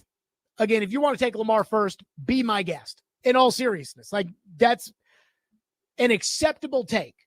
Not mine, but it's acceptable. Jaden Daniels is 5. Stafford is 6. Personally, I would take Stafford over Daniels, but Daniels was absolutely worth the hype last year. But I still do wonder how much of it was Jaden Daniels and how much of it was what Adam Peters did in the offseason and what Dan Quinn did. There was one thing on the list. Again, this isn't ESPN's opinion. This is a poll they've conducted where they've talked to coaches, executives, and scouts. But there was a quarterback on the list that I think highlights really what everybody needs to know about the quarterback position in the NFL. Baker Mayfield checks in on the list at number 10. And Baker with this team, they've really figured it out. And Baker this, Baker that, and Baker looks better, and Baker in it. The back end of the list, after Justin Herbert at 7, is really what I would call average starting quarterbacks. A guy that I could probably get every offseason. Jared Goff is number 8. Jalen Hurts is number 9. And again, Baker Mayfield is 10. Again, if you really wanted Jared Goff, you could have had Jared Goff. Baker Mayfield is on his 4th team in the NFL. Again, Jalen Hurts, I know people get all upset every time I say this, but he's got the best team around him and the best coordinators, and quite frankly, it's not even close. When Jalen didn't have the coordinators, yeah, he was getting shellacked in the wild card round at Tampa Bay. The moral of the story here is outside of the elite of the elite, which again is Mahomes, Burrow, Allen, and Jackson. And it looks like Jaden Daniels has a shot to be in that group. Stafford is out of that group. And I'm not sure Stafford was ever in that group. But unless you have the elite of the elite, you're going to end up with Ryan Tannehill. Because that's what all those guys are. That's what Jalen Hurts is. That's what Jared Goff is. That's what Baker Mayfield is. Put Baker in a bad organization with a bad owner, with a bad general manager, and you get Baker in Carolina. Put Baker Mayfield on a good team with 2 receivers, with stability in the front office. Baker's a top 10 quarterback. Give Jared Goff all the weapons with the Rams, and Todd Gurley's healthy, and Sean McVay's calling the plays. Jared Goff, league MVP candidate. Take it away, Jared Goff, 4-win quarterback. That's how it works. And so, again, when it comes to Cam Ward, the hope has to be that Cam is one of those 4 guys. And a lot of the gurus did not see that. When it came to Cam Ward, they said, look, yeah, he's the best quarterback in this class. but he's not one of those type of guys. He doesn't project to be that type of guy. And yet Titan fans have just decided, oh, no, he's going to be one of those guys, Jared. It's like it's more likely that he's a Ryan Tannehill, which is what Jared Goff is. Jared Goff is Ryan Tannehill. Baker Mayfield is Ryan Tannehill. Sam Darnold is Ryan Tannehill. It's all the same. Once you get past the elite category, or in the case of Jaden Daniels, maybe Drake May, maybe Caleb Williams, maybe those guys, like the potential to be elite, once you get past that, it's all pretty much the same guy. The one guy I was surprised on the list didn't crack the top 10, who I certainly would take over Jared Goff, who I certainly would take over Jalen Hurts, who I certainly would take over Baker Mayfield, is CJ Stroud. That, I'm not going to lie, I was a little surprised. 615-737-1025. Jared from Spring Hill says, not going to lie, this season I'm not excited for. The last 3 seasons, I have lost so much excitement. No players and coach on the hot seat, plus a rookie quarterback. I do wonder, when it comes to next Monday's show. So I'm on tomorrow from 3 to 6. Chase and Big Joe are going to be doing the 2 to 3 hour because they're doing noon to 3 live from SEC Media Days. Good for them. Way to go, Chase and Big Joe. But Chase and Big Joe will be on until 3. Then we'll be on 3 to 6. Then I'm off, and I'll be back on Monday. And when I get back on Monday, that's kind of the beginning of the end of the year for me because we work during football season, as you all know. I mean, my kid was born on Wednesday, and I was back at work on Monday. The reason I say this is because Monday's show every year, the Monday of the start of training camp, and I believe training camp starts on Tuesday, but Monday's show every training camp year is the official expectation set. And we divide the games up by games we think the Titans will win, like we feel confident they'll win, games they should win, toss-ups, games they should lose, and games we know they'll lose. For instance, they play the Chiefs this year. They will lose to the Chiefs. They play Indy twice. Toss-up. Point being, every year that is how we determine what our expectations for the season are. You take the should wins and the should loses and the will wins and the will loses. You add them up together, and then you split the toss-ups, and that sets the expectations. And last year on this program, we were at, I think, 4 wins, and Ian was at 3 wins. Oh, you guys are haters, and oh, you don't understand. I will be shocked what we will have. I'll be shocked based off the schedule if it's got the Titan expectations above 3. And I haven't looked at it. I haven't done it yet. Again, that's next Monday's program. But I am shocked. Brian says, is it that Brian Callahan is a bad coach? Or did he have a crap situation where Titans fans were screaming, let Rand cook? So here's why I think Brian Callahan's probably a bad coach. And why I think Brian Callahan's probably a better assistant coach than he is a head coach. I can go with you that everything last year was Rand Carthon's fault. Rand Carthon sucked. Rand Carthon had no business being general manager of a tiddlywink squad, much less an NFL team. The fact that Amy fell for that crap is really, really disconcerting. Rand Carthon was incompetent. So if you want to pin everything on Rand Carthon, I can do that. But then Brian Callahan, after he survived last season, which not every coach would have, especially when the guy who hired him didn't survive, when Brian Callahan didn't make any changes really to the coaching staff other than the special teams coach, I thought, oh my God, this guy's head is truly lodged up his ass. And then the real straw that broke the camel's back for me was when Brian Callahan got up there at the start of OTAs and he started talking about that 8-team mini game system that he invited in this offseason, and that was going to make a difference as to whether or not this team was going to line up correctly this upcoming season. I thought, oh my God, this guy is a peewee coach. He's not an NFL coach. He's a peewee coach. And we laughed and we laughed. And I know the local scribes were like, well, but Jared, at least he's trying something new. Yeah, how about we try a new offensive coordinator instead of, well, you were 3 minutes late to the meeting, -4 points. And then when I saw for the umpteenth time Callahan and Denard Wilson make excuse after excuse for Jeffrey Simmons this offseason, for me, I just said he hasn't changed. He's the same pushover he was last year. He's the same sunshine and rainbow pumper that last season looked everybody in the face and said before the first game, Will Levis is ready for this. Will Levis is why I took this job. He's everything you want in a quarterback. Same guy. Same guy. I'm not going to say what I said about Rand, that he doesn't know football, because I think Callahan does know football. But I think he's more of a salesman instead of a sales manager. I think he's probably a better assistant coach, guy that helps out the player more than a head coach. Because I'm just not sure he holds anybody accountable.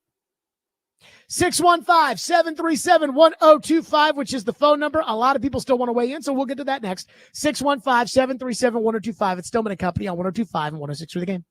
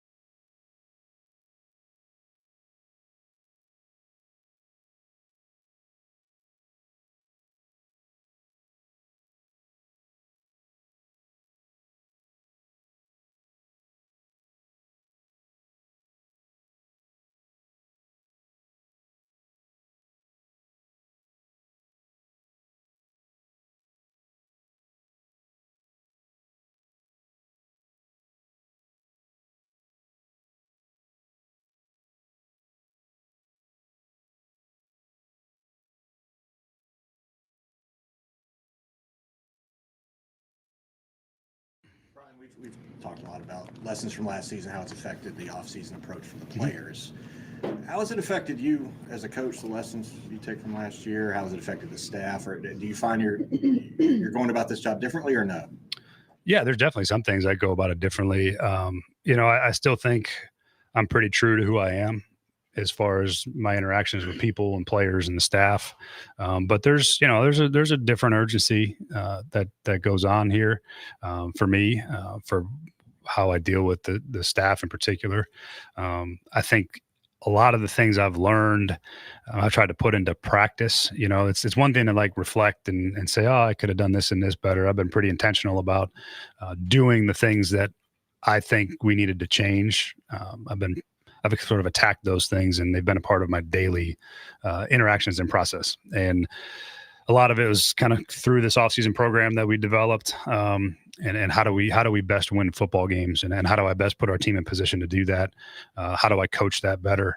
And how do I do a better job from a leadership perspective for our players and our staff? So there's a lot of things that go into that, but I think I've not strayed too far from who I am and how I interact, but I've also been really focused and intentional about what needed to be better. There you go. That was Brian Callahan during the offseason.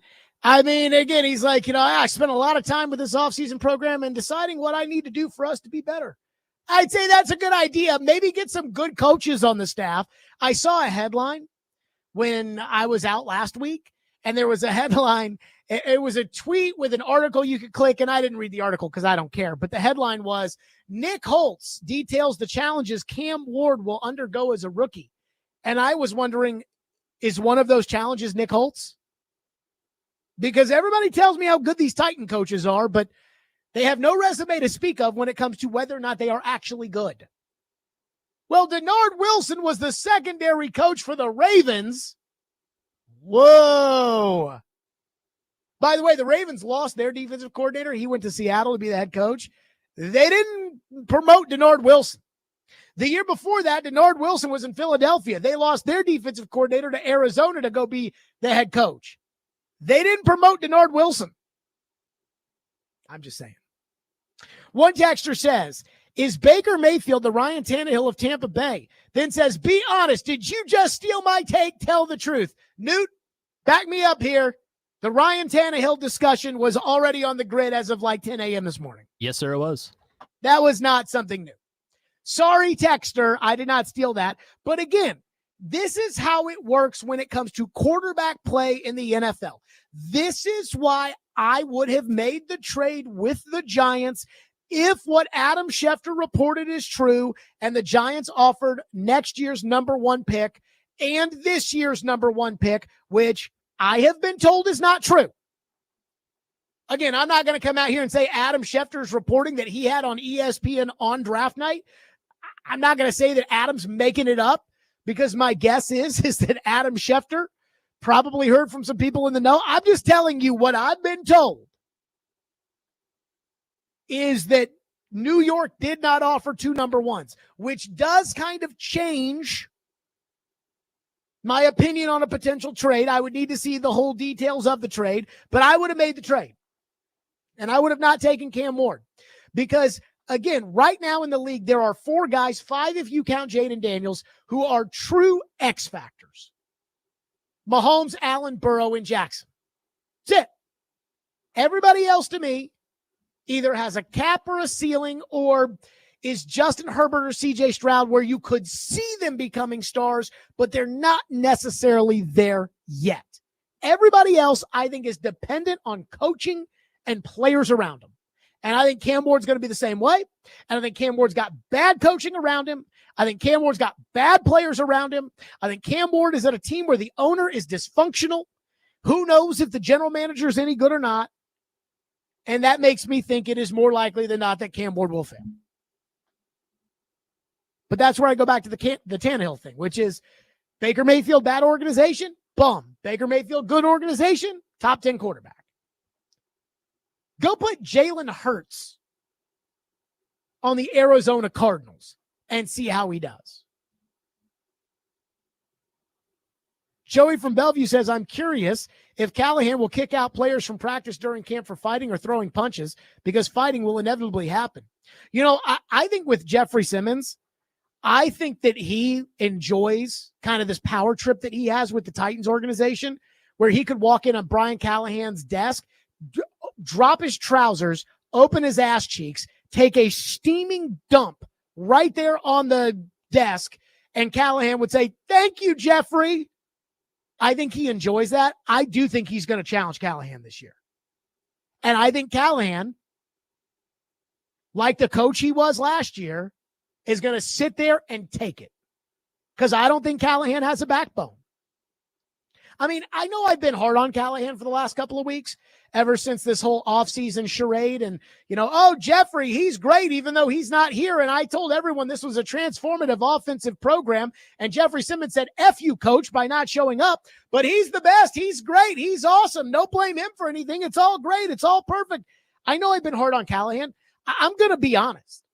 Some of this, like, I'm trying to push Brian Callahan into a position where Brian Callahan has to push back, where Brian Callahan has to show that he's got some stones, because I'm not convinced he does.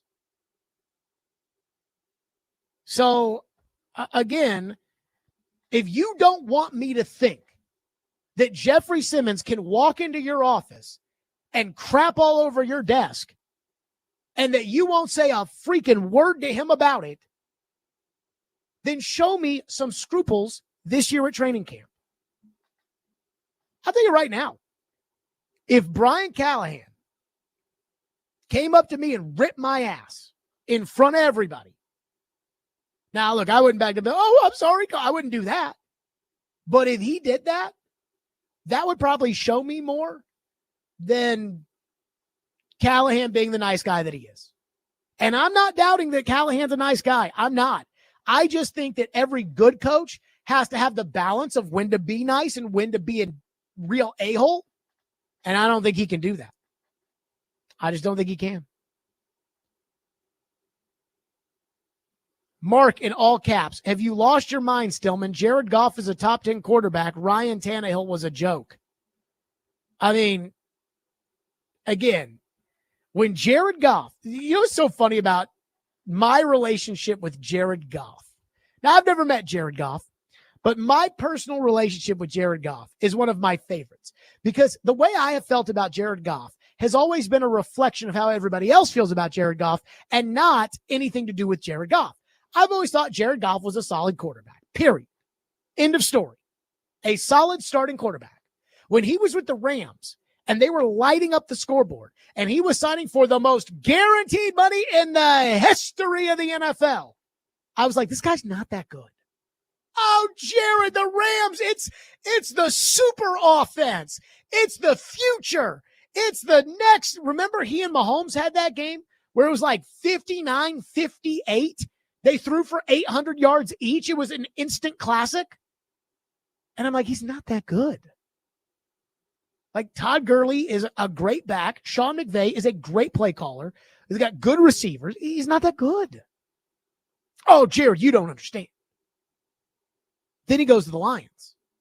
And the Lions are just freaking piss poor when he gets there. He was the throw-in in the trade. They went 3-10. Or he went 3-10 that first year with the Lions. And then everybody said he sucked. Jared Goff sucks. This is awful. This is a Buck Rising, Robbie Stanley. These guys are blowing my phone and be like, Jared Goff, he sucks. And then last year, Jared Goff, MVP candidate. I'm like, he's the same guy. He's the same guy he was with the Rams. He's the same guy he was when they were 3-10, and he's the same guy at 15-2. It's just what's around him is different. Same way with Tannehill.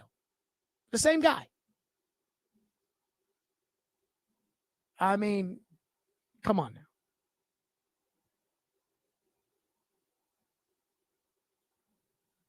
One texter says, let's face it, any coach in the NFL could have won 3 games with that team last year, any coach. We need the coach that could have won 7 games with that team last year.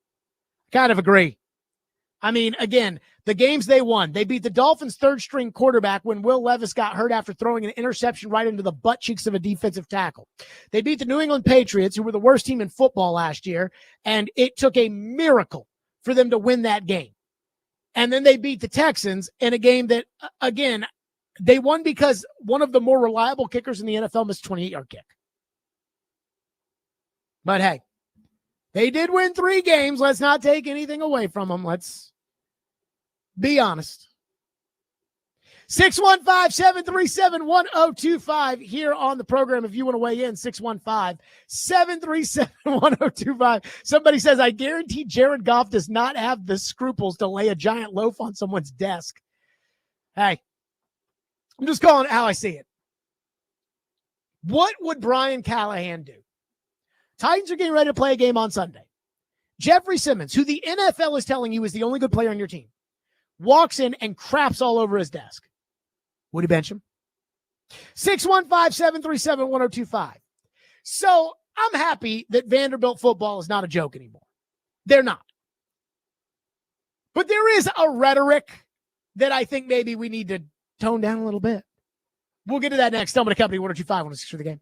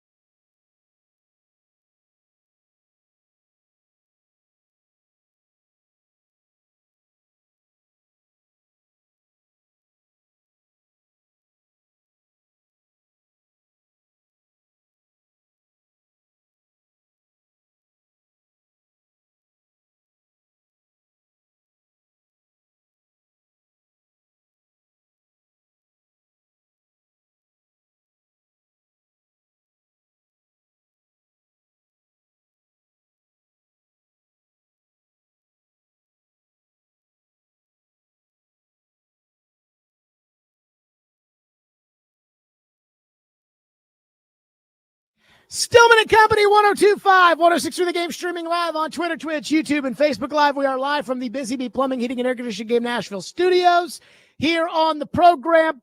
And it is SEC Media Days, which I find for the most part to be rather pointless.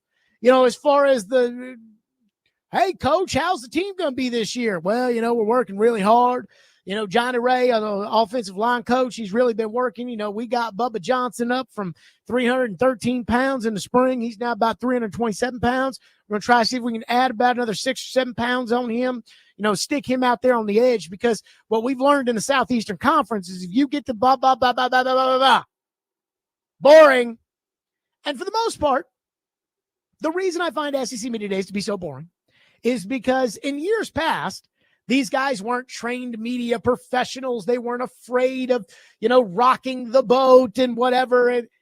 But now it's like nobody wants to get in trouble, so nobody says anything good. And I'm going to give Vandy football some credit. Clark Lee, Diego Pavia, they were there today. Clark Lee, no longer a joke. Vanderbilt is not a joke as we stand here today. Now, if they do what they did in 2023 and they win 2 games this season, then they'll be back to being a joke. But as of right now, Vandy football is not a joke.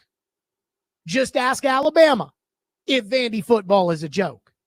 Nick Saban went on Pat McAfee and talked about how playing at Vanderbilt's like play, you know, is it hard to play everywhere in the SEC except for at Vanderbilt? Sorry, just saying. And then Vanderbilt beat Alabama, which was hilarious and ironic at the same time. But again, at that point in time, Vandy was a joke. Vandy's not a joke. Diego Pavia, not a joke. You can talk about his passing numbers all you want. The man beat Alabama at Vandy. The second Diego Pavia showed up, it was a different team. I mean, again, I had watched Vanderbilt get their teeth kicked in the year before, where it was 24-0 against Kentucky before you could even blink. A year later, Pavia on the road at Kentucky.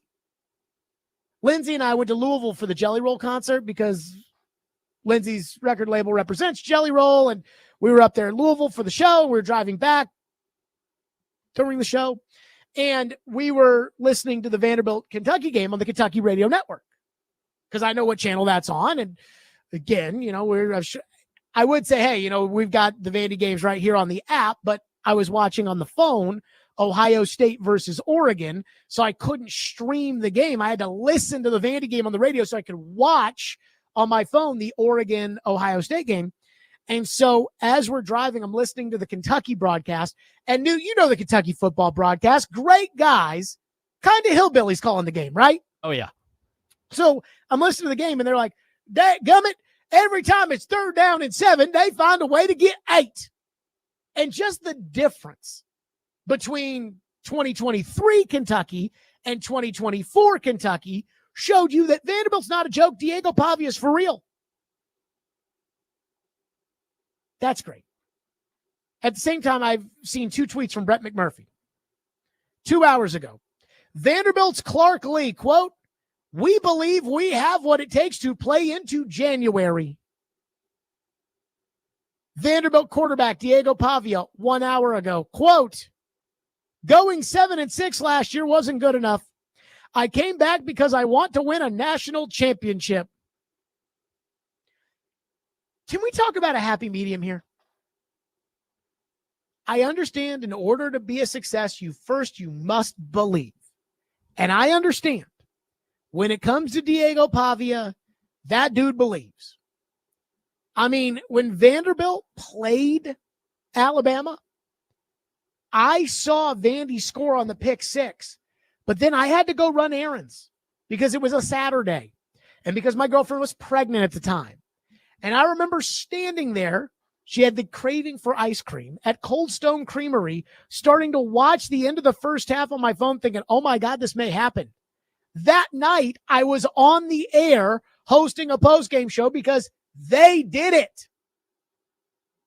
Again, my girlfriend's Canadian. She didn't know anything about SEC football. I'm sitting here telling her, like, hey, like when Jack is 25 years old, we'll be like, hey, son, when you were born, when you were in your mom's tummy, Vanderbilt beat Alabama. That's how monumental it was. So I'm going to give Diego his due because he has made Vanderbilt not a joke. And Clark Lee looked in the mirror. Vanderbilt is not a joke. That is a real, right now, everybody has to take him seriously. But let's not talk about a national championship, okay? Let's not talk about the college football playoff. Maybe if you want to talk about it amongst yourselves, okay. But Vanderbilt playing in January, again, you could tell the Diego Pavia difference the second they kicked the ball off against Virginia Tech. You really could this past season. But they still went on the road and they lost to Georgia State or Georgia Southern or whichever one it was. The one that plays in Turner Field now, they lost to them. Let's wait until November. And if in November you're number 17 in the country and Vandy's got a shot at making it to the playoff, then let's start talking about the possibility of Vanderbilt making it to the college football playoff. Until then, let's just keep that to ourselves. I came back to school because I want to win a national championship. Good. But let's wait until we get to the national championship before we start talking about that. Vanderbilt plays on the road at Texas on Saturday, November 1st. Apparently that game will kick off at noon on either ABC or ESPN. High praise for Vandy. If Vandy can get to that Texas game on November 1st, ranked within the top 20, then we can talk about making the playoff. But in order to do that, here's who they have to go through. Charleston Southern, they should win that game at home. At Virginia Tech, I have no idea if Virginia Tech's any good or not, but last year's game went to double overtime or whatever.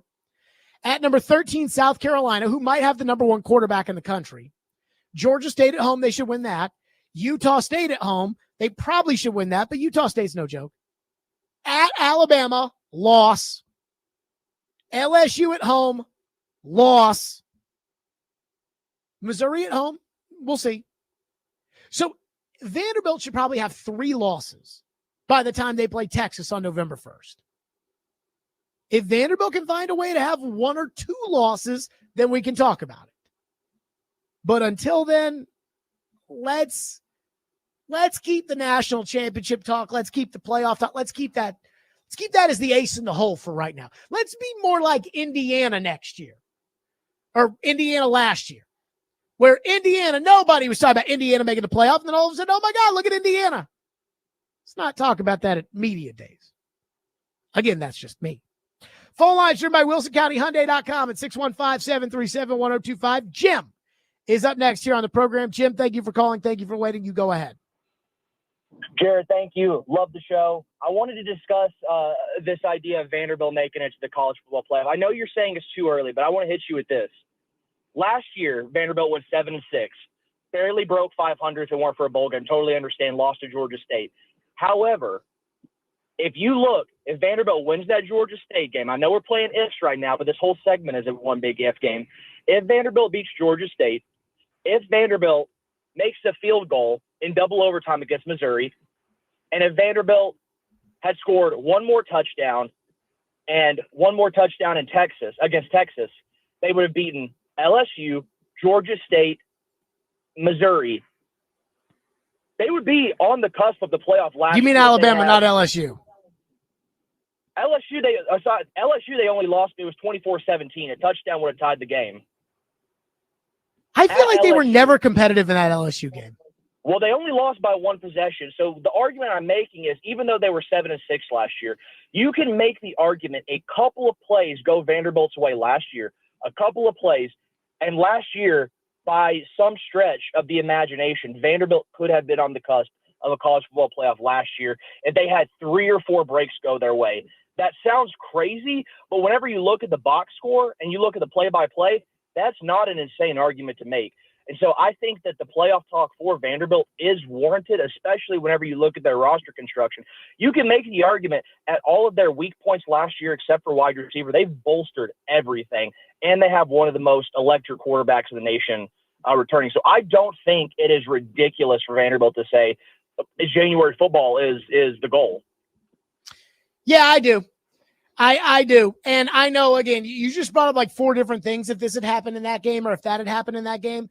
And I understand what you're saying. But at the same time, thank you for your call. At the same time, like, if this hadn't happened in the Virginia Tech game, if this hadn't happened in the Alabama game, if this hadn't happened in a lot of these games, I think you can make the argument the other side that Vanderbilt doesn't even make a bowl game. That's just how I feel. Now, I actually did just pull up the box score from the LSU game. Like, I remember watching that game and kind of getting into it for a little bit and then saying, wait a minute, this is actually kind of a ball game, and then saying, no, this isn't a ball game. But I'm looking at it. Vanderbilt did score a touchdown with 5 minutes and 47 seconds to go, in which made it a 7-point game. Now, they didn't get the ball back. LSU held the ball for 11 plays in 5 minutes and 47 seconds to end up kneeling the clock out. But maybe that was a closer game than I thought. They went on the road to LSU and gave them a ball game. And LSU, I'm not convinced is very good. I mean, I'm not going to say they're bad, but this isn't Joe Burrow's LSU. 615-737-1025, which is our phone number, 615-737-1025. So Greg Sankey was talking about the new rules in college football, what they call the Commission of College Sports, the NIL clearinghouse. You know, hey, we don't want Johnny's Tire Rack just paying Bubba to go to Arkansas. I mean, Bubba better be earning that money versus the NIL collectives that want to give all the players the money and build up the best teams.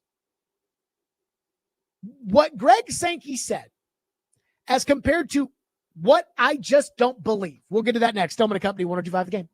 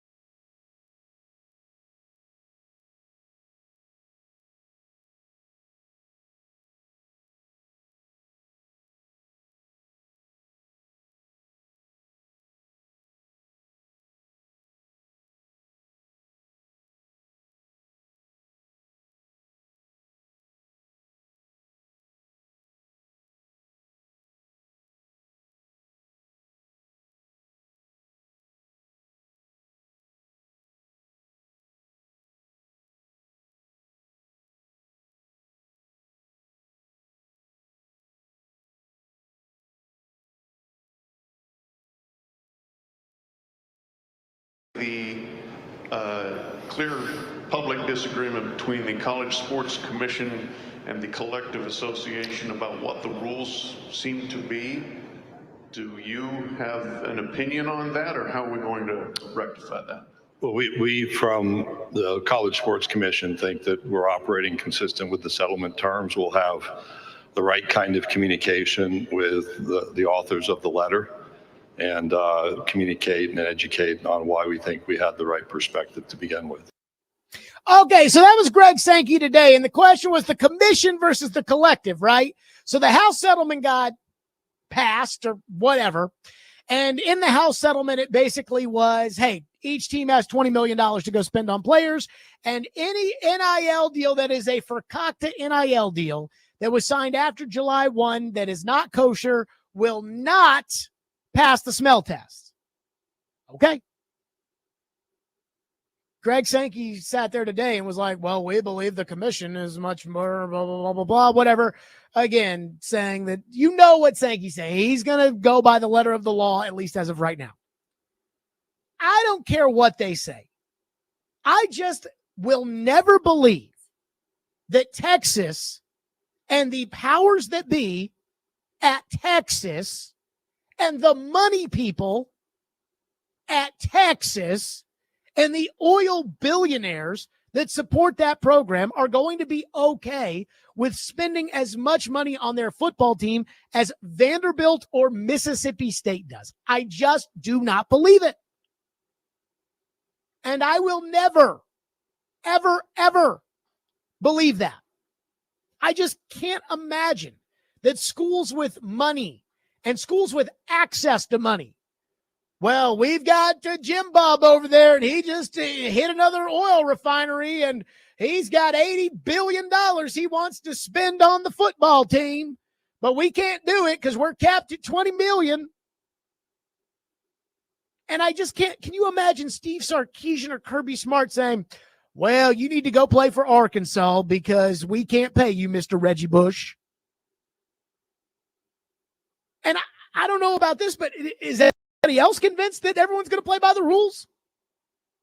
Is everybody convinced that Tennessee football is going to be okay with paying their players when they have far larger boosters, when they have, let's just call it what it is, a bigger money pot, I would assume, than Vanderbilt? Are they going to be okay with paying the same amount? And until you can convince me that, nope, Tennessee is not going to spend $1 more, they'll have 5,000 people lined up ready to write a check so that they can beat Vandy at football, but they won't do it. And until you can convince me of that, I'm just not sure that this House settlement or this commission or any of that means anything. And if it does, and Texas ends up with a budget that is equal to that of Vanderbilt, and Alabama has a budget that is equal to that of, pick a Power 4 school that doesn't matter, Utah, then I'll admit I was wrong. And I'll say, okay, fine, makes sense. But until then, this is college sports we're talking about. First of all, I don't even think that getting in, and the NCAA reviewing NIL deals, I don't even think that is constitutional. I mean, if Johnny's Tire Market wants to give me $100,000, that's not your business. And if Johnny's Tire Market doesn't talk about the $100,000 and I don't talk about the $100,000, it's not your business to audit me about where it came from. You ain't the IRS. And neither is college football in the NCAA. So that's first thing. The second thing with all of this, again, is we're talking about college sports here. It's not as if college sports has a track record of fiscal responsibility and total transparency over the years. So I have a hard time when it comes to this house settlement stuff about, well, everyone's going to play the same way. I have a hard time believing that's true. Can we get that Sankey cut again? I mean, Sankey woke up this morning, looked himself in the mirror and said, be as boring as you possibly can be, Greg. Again, this is what Sankey said about everybody playing the rules the same way. The clear public disagreement between the College Sports Commission and the collective association about what the rules seem to be. Do you have an opinion on that, or how are we going to rectify that? Well, we from the College Sports Commission think that we're operating consistent with the settlement terms. We'll have the right kind of communication with the authors of the letter and communicate and educate on why we think we had the right perspective to begin with. What does that even mean? We'll be in communication with the right perspective of the blah, blah, blah, blah, blah. Yeah, okay. So you're telling me Texas is going to spend as much money on their football team as Vandy. Got it. Boy, I'm sure that'll go over well. Jerry Jones is going to try to buy Arkansas a running back. And, well, Jerry Jones might buy one for Vandy too. But Jerry Jones is going to try to buy Arkansas a running back. And they're going to say, no, Jerry, you can't do it. He's going to say, but I want him. I want him. One thing that's pretty crazy is I do wonder, why Arkansas in the NIL era isn't better. They've got Walmart money and Jerry Jones. And they're not better. Then again, Vanderbilt's got Jerry Jones too, apparently. Supposedly. Phone lines driven by WilsonCountyHyundai.com. Matthew from Jolton says, I'm not a Diego Pavia guy, but the Georgia State, Missouri, Texas, and LSU losses were all one-score games. So the way that I believe you should take one-score games in college football is not the same as the NFL. I think one-score games in the NFL, usually year to year, it's probably a luck stat. So if you go 8-1 in 9 one-score games one year, you're probably not going 8-1 in one-score games the next year unless Tom Brady is your quarterback. When it comes to college football, I think that I watched that Vandy LSU game. Vanderbilt wasn't going to win. I watched the Vandy Texas game. Vandy gave it all they had. They weren't going to win. Now, Vanderbilt very easily could have won the Missouri or Texas State games, Georgia State games. And the Georgia State game, that was defense. That wasn't Pavia. That was defense that let them down. And Missouri, they missed a field goal. But in order to make the playoff, Vanderbilt has to win all of those games because they weren't going to beat South Carolina. Rocket Sanders and Lenora Sellers kicked that ass. And they weren't going to beat UT, even though UT spotted them 14 points, I think, to begin the game. I want to say Vandy returned the opening kickoff for a touchdown, and then UT fumbled the kickoff, and Vanderbilt was up 14. Nothing. Didn't matter. So that's why I have a hard time with that one. Eli in Smyrna says, I just became an expecting father. Mazel tov, Eli. I just became an expecting father and have been a lifelong Vanderbilt fan. Should Vanderbilt make the playoffs, should I name my child Diego or Clark? I'm not going to tell you how to name your child because that is something that you have to live with for the rest of their lives, which we hope, knock on wood, is the rest of your life too. That said, if you were ever going to name your kid after a sports figure, wouldn't Vanderbilt making the playoff kind of be that example? I'm not a tattoo guy, and I don't ever plan on getting a tattoo. And I've never said, if such and such happens, I'll get a tattoo. But I do feel like if I was a coach and we were an underdog and I could say, boys, if we win the championship, I'll get a tattoo. I could see myself doing it. And as much as I'd hate the idea of getting a tattoo, because again, I'm not a tattoo person, as much as I would hate the idea of getting a tattoo, at least I could shrug it off and say, well, you know what? We did win the national title. That's a reason to get one. So if you don't actually like the names Clark and Diego, but you want to name your kid after Vanderbilt making it to the playoff, then at least you can shrug and say, hey, the reason that we named you Clark, is because Vanderbilt's football coach when you were born was Clark Lee, and Vanderbilt made it to the playoff. And I think that's as good of a reason as any. If you're going to name it after a sports figure, you're going to name your kid. Now, if you have a girl, it's going to be kind of hard, I think, to name your girl Diego, but You can do whatever you want. 615-737-1025, which is our phone number if you want to weigh in. That 615-737-1025. So Greg Sankey got up to the podium, and he was asked all kinds of questions about 8 and 9 game seasons and things like that. Those are not the questions that I would have wanted answered. Here's what I want to know about the Southeastern Conference at Southeastern Conference Media Days. We'll get to that next. Stillman & Company, 102.5, 106 for the game.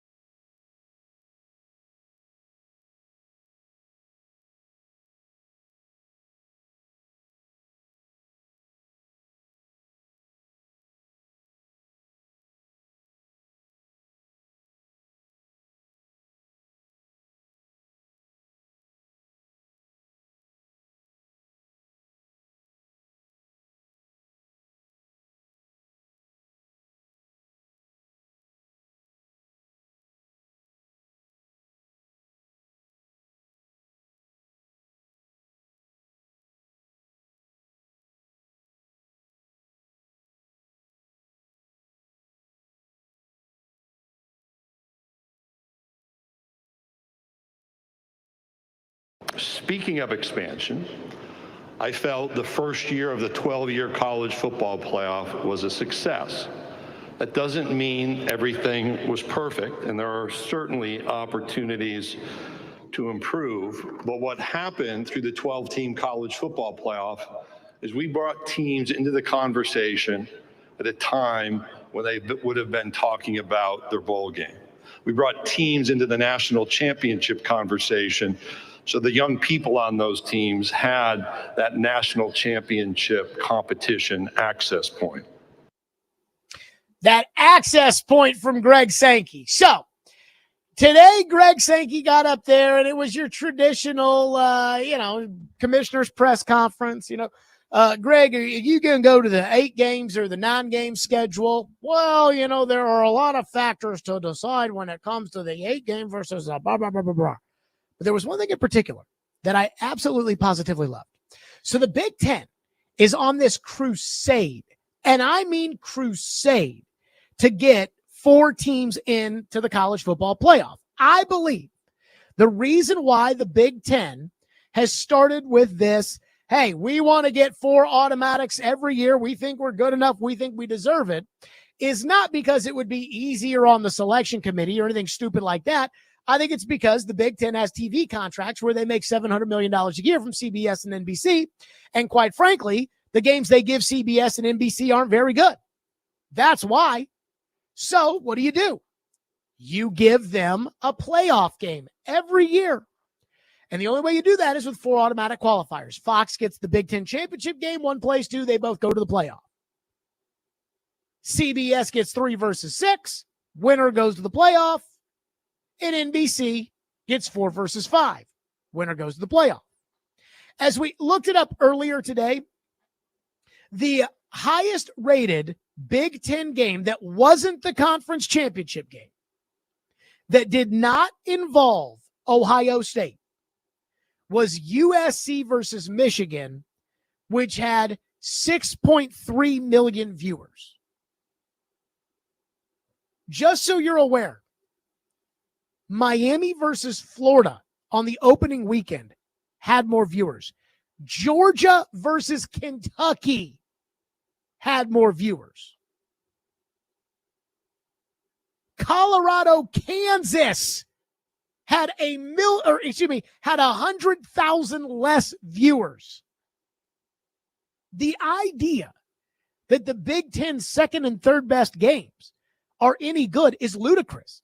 If Ohio State's not playing, that game's not getting watched. It's as simple as that.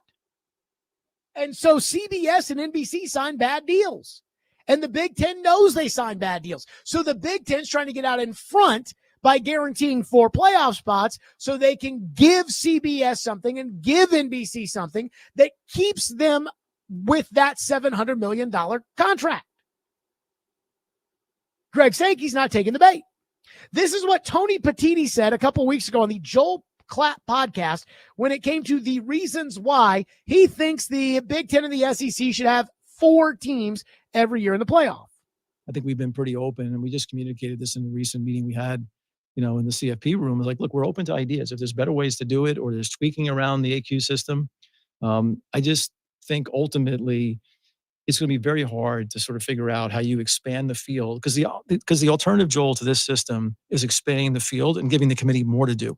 Because if you go to 16 and you have 11 at large, you've just added even more decision making. And the answer is, well, at that point it gets to be easy because you'll cover everybody. No, because the more spots you put into the system, the more difficult decisions you're facing, because teams start to look more alike. They all have a tough road loss. Some of them may have stumbled at home in a tough conference game. The sequencing of when you play, you might be at a really difficult place and then have to go back home and play somebody else or be on the road for 2 weeks. Like, all of that journey is really relevant. And so I think you make it harder. So we're looking to kind of do exactly what you said, is reduce the role of the committee, let them focus on seeding, let them focus on the last 3 at larges. Okay. Saying, hey, let's take things off the committee's plate, which is so stupid. It's so fugazi. It's so ridiculous. Meanwhile, Greg Sankey today wants everybody to know, yeah, we're not doing that. Though the Big Ten's no, we're not doing that. There will be 1 automatic qualifier per conference. Here's Greg Sankey today. We have agreed, and I think last week there was some misunderstanding communicated about a memorandum of understanding. So in that memorandum of understanding, the top 5 conference champions have a role. So that's, unless you're going to go tear up the MOU, which maybe some other people want to do because of their concerns about the decision-making authority, that very clearly in that memorandum of understanding is granted to the combination of the SEC and Big Ten. Ultimately, we have to use that authority with great wisdom and discretion. But unless people want to tear it up, we're going to have 5+7, 5+9, 5+11. As I understand, doubling down. So that was one of the phrases last week. That's part of a gambling experience, as I understand. And you always want to have a really good set of cards. You want to have a good hand to play, right? And I think we have the best hand to play. So we're going to operate consistent with the MOU. There's an allocation of those 5 spots.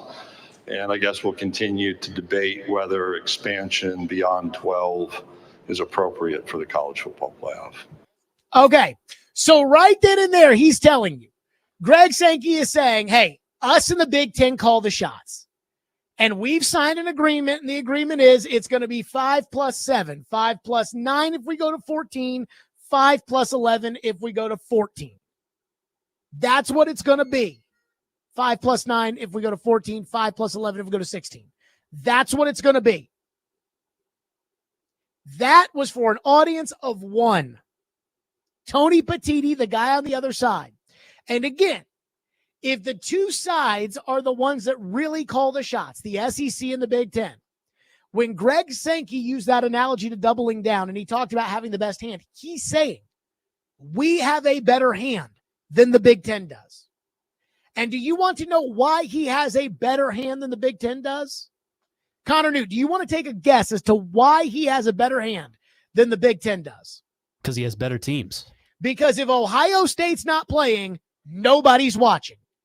Again, if Greg Sankey can say, okay, take your biggest game that isn't a conference championship game with a playoff spot on the line, if you can take your biggest game of the year that doesn't involve Ohio State, and I can draw more people to watch it by playing Kentucky, which is what happened.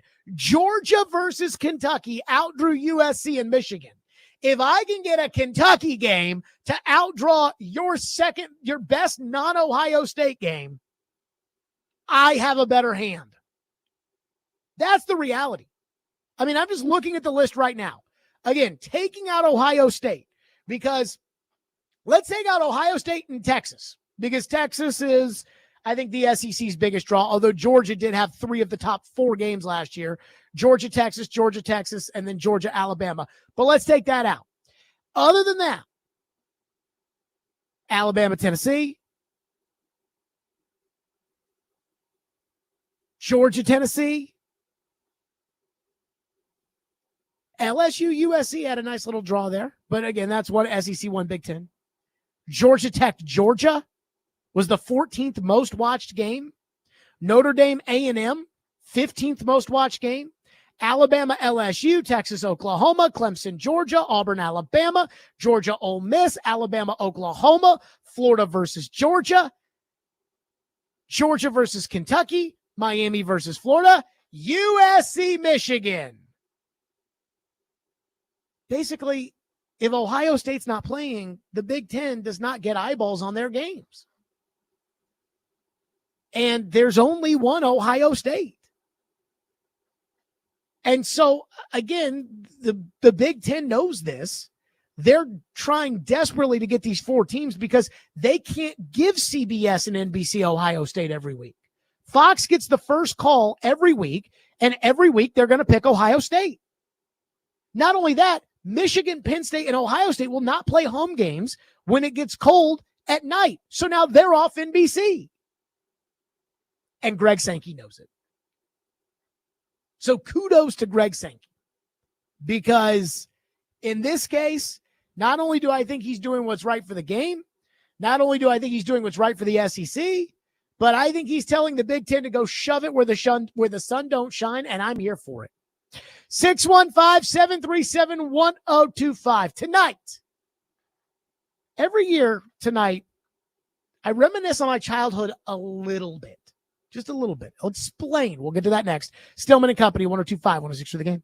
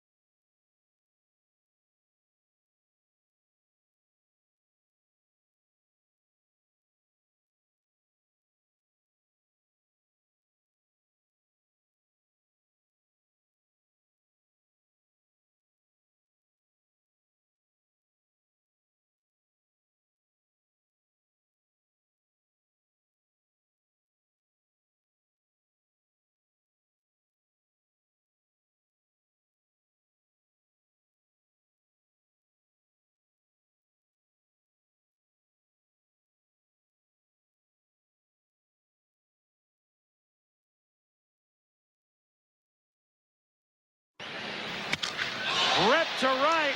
This is a no-doubter. Back it goes. Griffey is on the board off the facade of the restaurant. Remember, Griffey won't be 25 until November this year.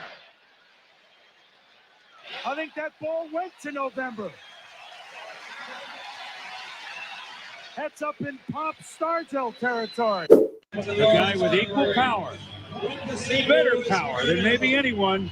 A man who maybe this year will become the 16th ever to hit 500 home runs, 70 last year, Mark McGwire.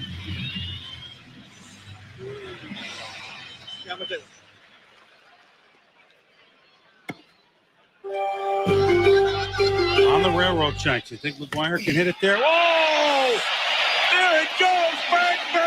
Choo-choo! Can I change my pick? Oh!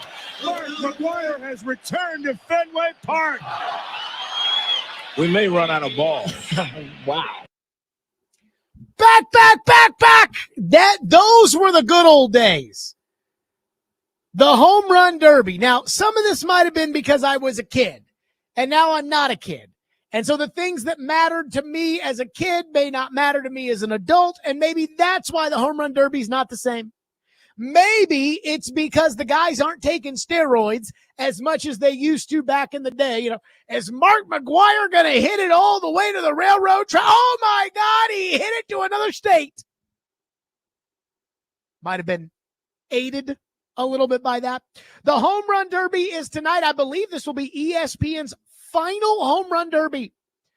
Unless ESPN and Major League Baseball, end up getting back together. Who knows?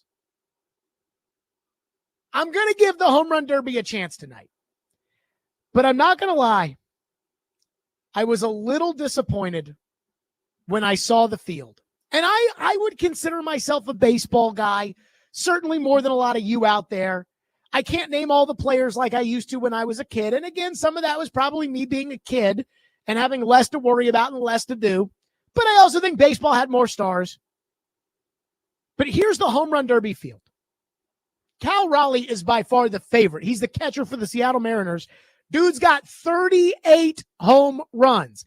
Again, if you were to double, and I know they've played more than 81 games, but if you were to double, this is the midway point. If you were to double it, I mean, Cal Raleigh's looking at 74 home runs. Now we're talking Barry Bonds stuff. And as a baseball fan, I root for Barry Bonds to get knocked off the record books because, quite frankly, I think Barry Bonds cheated, and it's better off when the people that have the records didn't cheat, though we don't know if these guys are cheating now. Cal Raleigh, 38 home runs. But then after that, and even Cal Raleigh's not a huge superstar. Not exactly Mike Trout, after all. James Woods of the Nationals. I don't even know who that is. Junior Caminero of the Tampa Bay Rays. Byron Buxton of the Minnesota Twins. Brent Rooker of the Athletics. Matt Olson of the Atlanta Braves. Now, Matt Olson is in because Ronald Acuna had a back injury, and so he's out. I would have preferred to see Acuna, who's, again, a real superstar. Jazz Chisholm of the New York Yankees, because I guess we had to have a Yankee. The guy's got 17 home runs. He's going to participate in the home run derby, but I guess they just had to have a Yankee in there, so put him in there. And O'Neal Cruz of the Pittsburgh Pirates. Not exactly Sammy Sosa from back in the day. But I'm going to give the home run derby a chance tonight. I don't know if the home run derby has completely lost its luster or not. The All-Star game has absolutely lost its luster. I think in large part because there's no National League pride versus American League pride. Back in the day, they used to never play each other. It's like you would never see Willie Mays play at Yankee Stadium outside of the World Series. Now, Willie Mays just switches teams, and he plays there even if he's in the American League or the National League. Also, they play each other during the season. They didn't used to play each other during the season, and now there's free agency. So I think that that's kind of taken a lot of luster away from the All-Star game. The players don't care about it as much because, again, it's not National League pride. It's not Pete Rose and Dave Parker going up against Cal Ripken Jr. and Thurman Munson anymore. That's just not the game anymore. So my last sliver of hope for the All-Star weekend in baseball, it's not as bad as the basketball All-Star game where the players would truly rather be anywhere else. But it's the home run derby. And so I have to take Cal Raleigh because he's the only guy other than Matt Olson that I know. The Braves players never do well in the home run derby. And Matt Olson is not a home run derby kind of guy. But I'm a little worried. I'm going to give it a chance. We'll see how it goes tonight. That's going to do it for us. Everybody enjoy, whether or not you watch the home run derby or not. Everybody enjoy that. Newt, I believe we have an SEC Media Day special coming up next. We do, yes, sir. Okay, so Chase and Big Joe with the SEC Media Day special. That is up next. Again, they will be on from 2 to 3 tomorrow. From noon to 3 they'll be on. But they'll be on while we're usually on from 2 to 3. So we will be back tomorrow at 3.